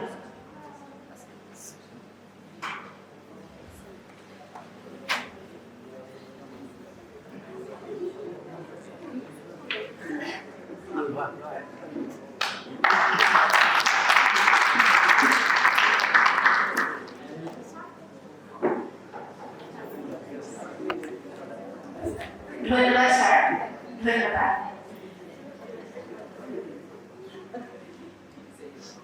প্রথম পুরস্কারটি প্রদান কৰিব doctor Parul Bhatnagar ma'am, Doyalbag University. I request Parul Bhatnagar ma'am to present the first prize. প্ৰতিযোগী দলটি মেমৰ হাতৰ পৰা পুৰস্কাৰটি গ্ৰহণ কৰিবলৈ অনুৰোধ জনালো।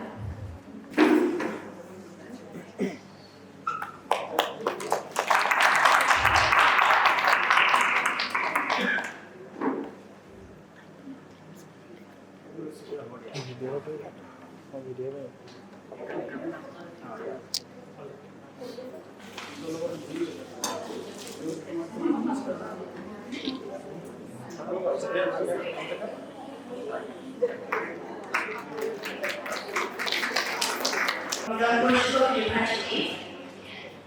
I request ma'am to present the third prize. লগতে প্ৰতিযোগী দলটি মেমৰ হাতৰ পৰা পুৰস্কাৰটি গ্ৰহণ কৰিবলৈ অনুৰোধ জনালো।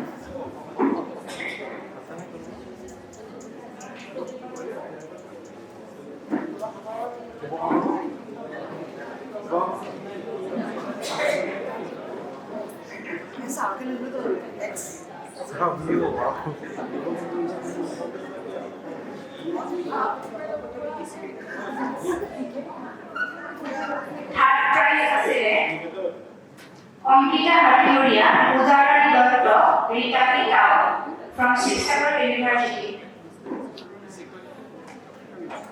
যদি তেওঁলোক উপস্থিত নাই, আয়োজক মণ্ডলীৰ হাতৰ পৰা পাছত পুৰস্কাৰটি গ্ৰহণ কৰিবলৈ অনুৰোধ জনালো। প্ৰথম আৰু দ্বিতীয় প্ৰতিযোগী দলটিৰ গায়ক অঞ্জন ভৰালী ছাৰক তেখেতৰ গায়কৰ পুৰস্কাৰটি সংগ্ৰহ কৰিবলৈ অনুৰোধ জনালো।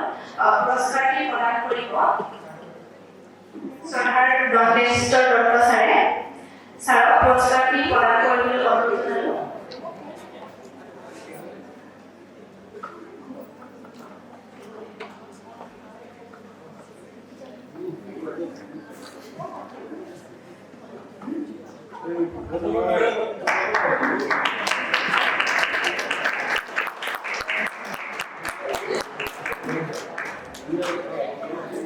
ধন্যবাদ। তৃতীয় দলটিৰ গায়ক ডক্টৰ নন্দিতা গোস্বামী মেমক তেওঁৰ পুৰস্কাৰটি সংগ্ৰহ কৰিবলৈ অনুৰোধ জনালো। Now, I request Mrs. Karmi Barua ma'am to distribute the certificate for participants and presenters. Karmi ma'am.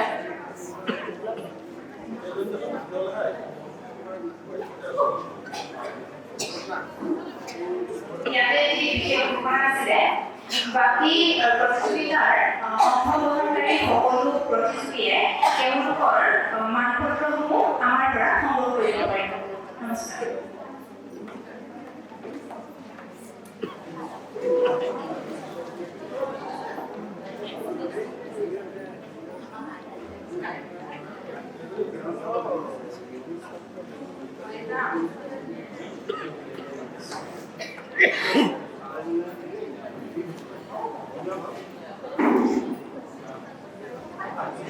Good evening to all of you.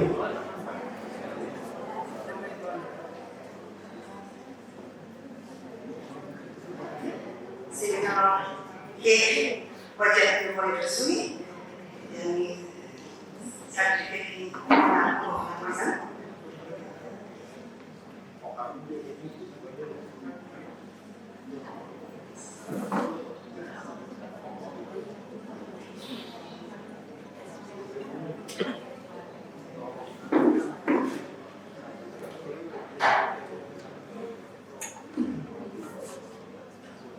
আমার প্রতি সেমিনার সহায় করা ব্যক্তিসকলক আমি চাৰ্টিফিকেট এপ্ৰিচিয়েশ্যন প্ৰদান কৰিছোঁ।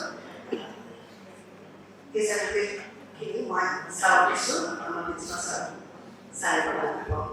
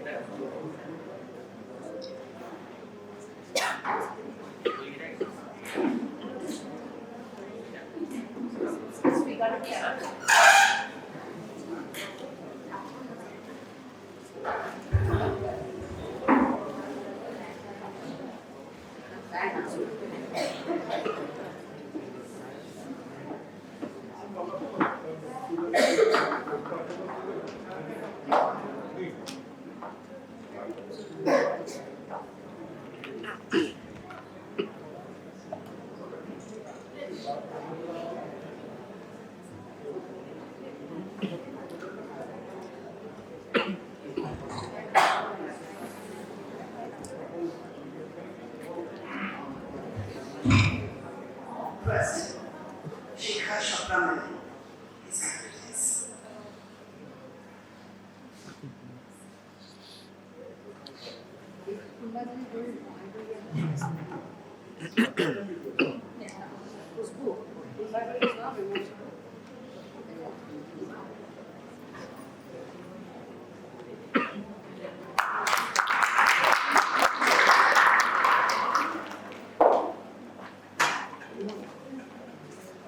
The Dr. Worship Dasa, the current certificate, Purita Misa.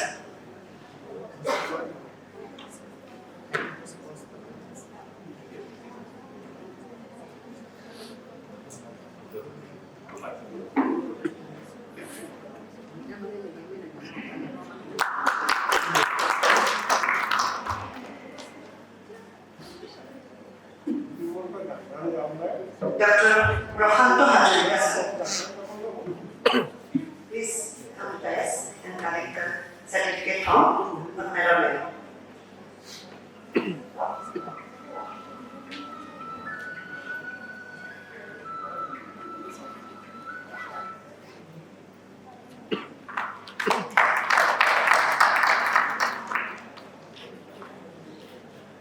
Now I request Dr. Madhuri Purvanan, please come to us and collect your certificate.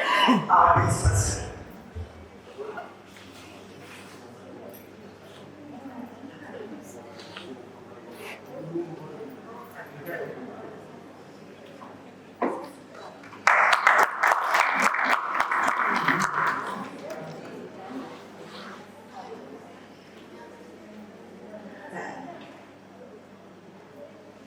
Dr.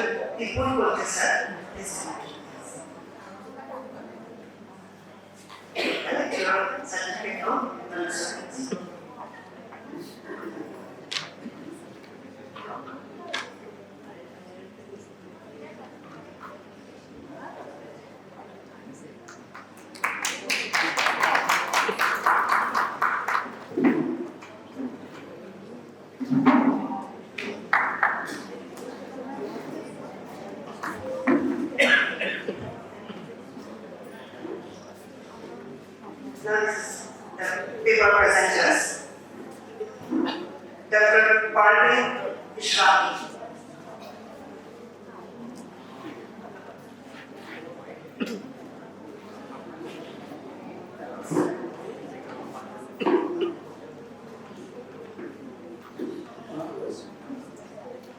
Margaret, and please come to the desk to give this certificate to Praveen.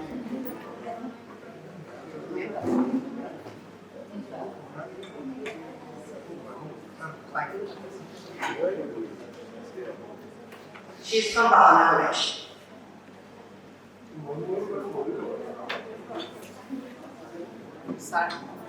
And Dr. Ruchiti Kharia from Bhavana College.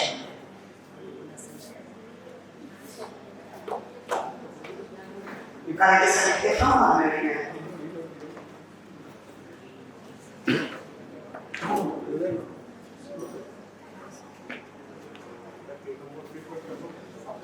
Ma'am, Margaret, please sit here.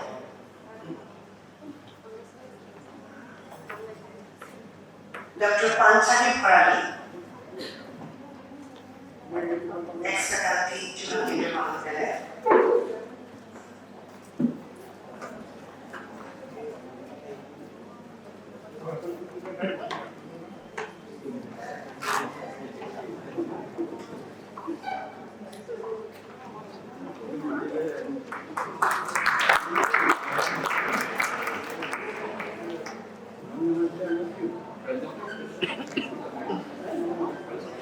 Miss Mubali Hero, Assam Agricultural University. Trubosika sir, please come to the desk to give this certificate to Mubali.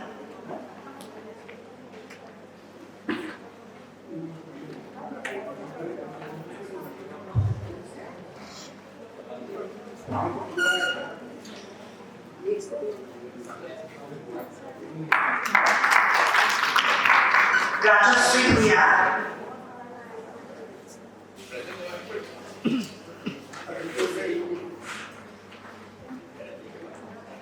Roshni, if you correct it.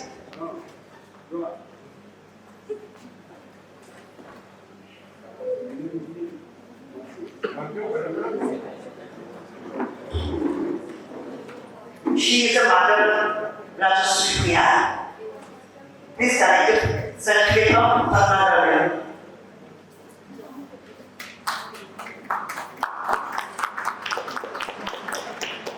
Dilip Tamam, Bhavana College.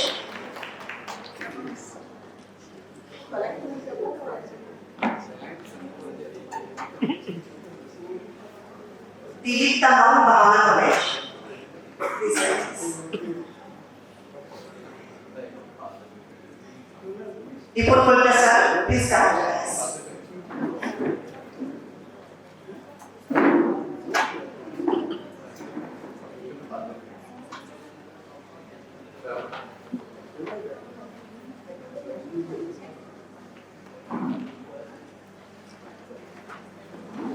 Thank you, sir.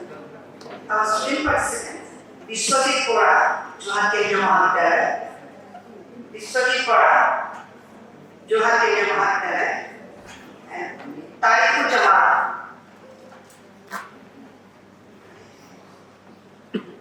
Rajya Kodaway.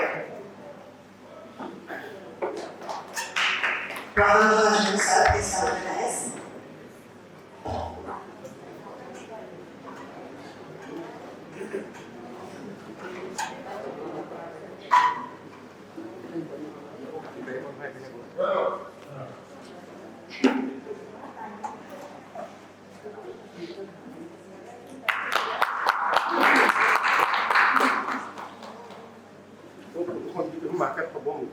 Kongkona Pathau and Priyanka Kora.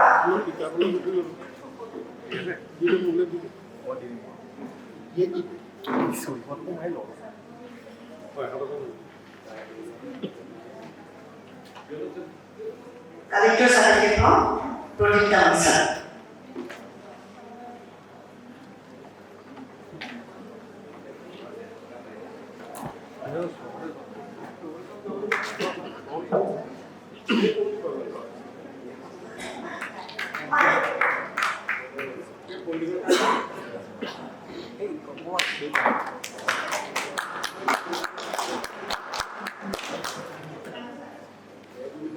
Raja Murali.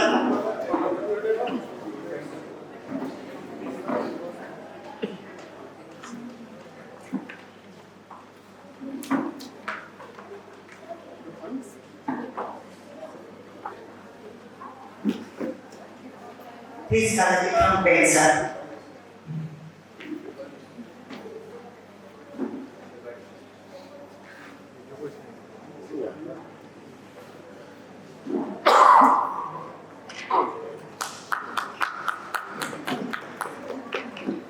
Supriti Borole, Supriti Paul, Priyanka Bhatia. This guy chose certificate from the Dr. sir. Sorry, Dr. sir. Sorry, sir.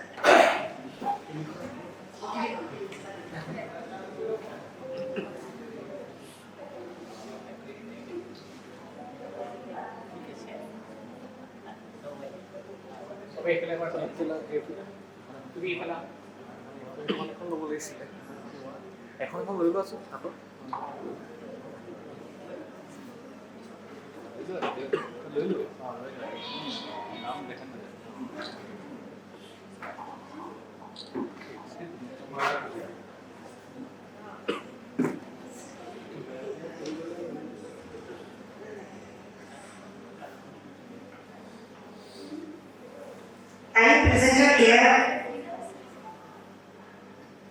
Student. Rosni তোমার college হলো? রশ্মি का कहने की communication में रश्मि पाली के ritual से पाठ्यक्रम पर क्या हस्तक्षेप पर क्या चंद्रवंदना पढ़ा चंद्रकांत दास अपूर्व कुमार पढ़ा भद्रकांत Gopal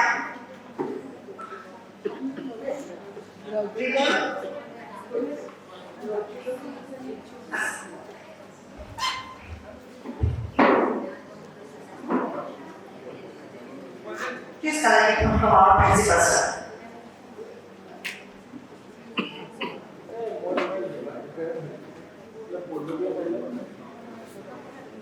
Ujjwal Kumar Dutta, Ranjan Borua, Vikas Borua, Rikeshwar Paye, Ananya Bora, Hemanta Bora, Deepak Kumar Sharma, Dinandra Raswa.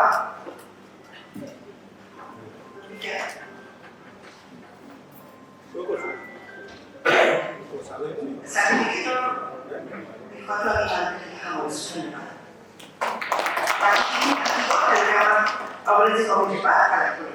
And now we are at the end of the session. Now I request Dr. Rajan Baran, please deliver the vote of thanks. Good evening to all of you. Honorable distinguished person present here, faculty members of the present institution, my dear students, we have, after today's long agenda, we have reached last part of the validated session, vote of thanks. On behalf of organizing committee, we like to extend vote of thanks to each and every one you for being a part of this seminar. Your present participation would make the seminar really successful. Thanks to all of you. We like to extend our vote of thanks to collaborating organization, financial support our organization, especially thanks to State Bank of India, Bank of Baroda for their financial support and dedication. We'd like to extend our vote of thanks to all esteemed speaker and guests, especially thanks to Honorable Inaugurator Professor Hemanta Dole from Melbourne University, Professor Rakesh Bhet from Jammu University, Professor Parul Bhatnagar from Agra University, Professor Shikha Sarda from Agra University, Professor Dipen Sahu, Professor Manmoyu Bora, Don Bosco University. Don Bosco University also collaborated organization with this seminar, and Manmoyu Bora is present here. Once again, thank you Manmoyu Bora. Thanks to Dhruva Das, thanks to Dipul Kalita. I would like to request Dipul Kalita in near future. I have learned from my colleagues that Dipul Kalita is one of the best singer, a renowned singer. In near future, I would like to invite Dipul Kalita for our any function to be organized by Azra Kalyan Mahavira. Dr. Prasanta Hazarika. Once again, vote of thanks to all of you. Without their intellectual discussion, our seminar will not be success. For his intellectual discussion and interaction, the student will discuss on the faculty and participant will really benefited. Therefore, once again, thanks to all of you.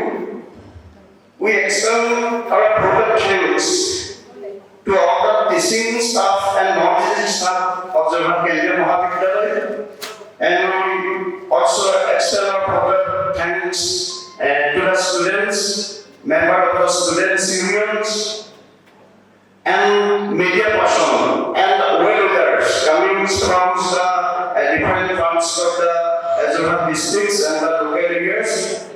We extend our proper thanks to all the participants and paper presenters.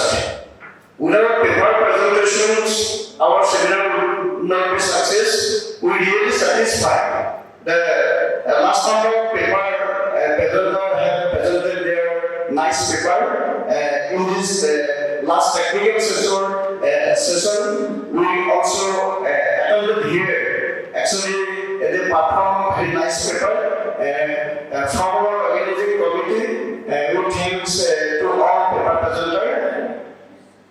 Last but not least, I cannot say, we cannot but say about the leadership of our principal sir.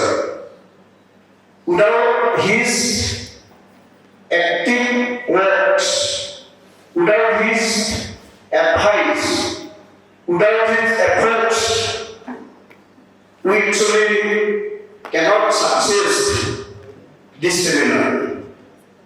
The dignitary persons, the resource persons, the distinguished guests also announced about the leadership, about the conduction of our principals. Once again, on behalf of the organizing committee, I heartily thanks to our principal sir, and last, we would like to extend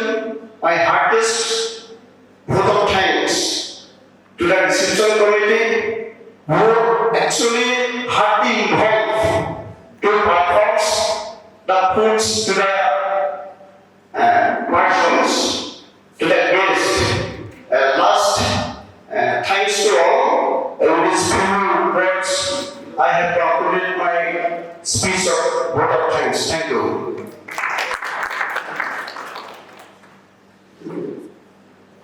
Now, at the end of the session, we will stand for 1 minute for national anthem. Do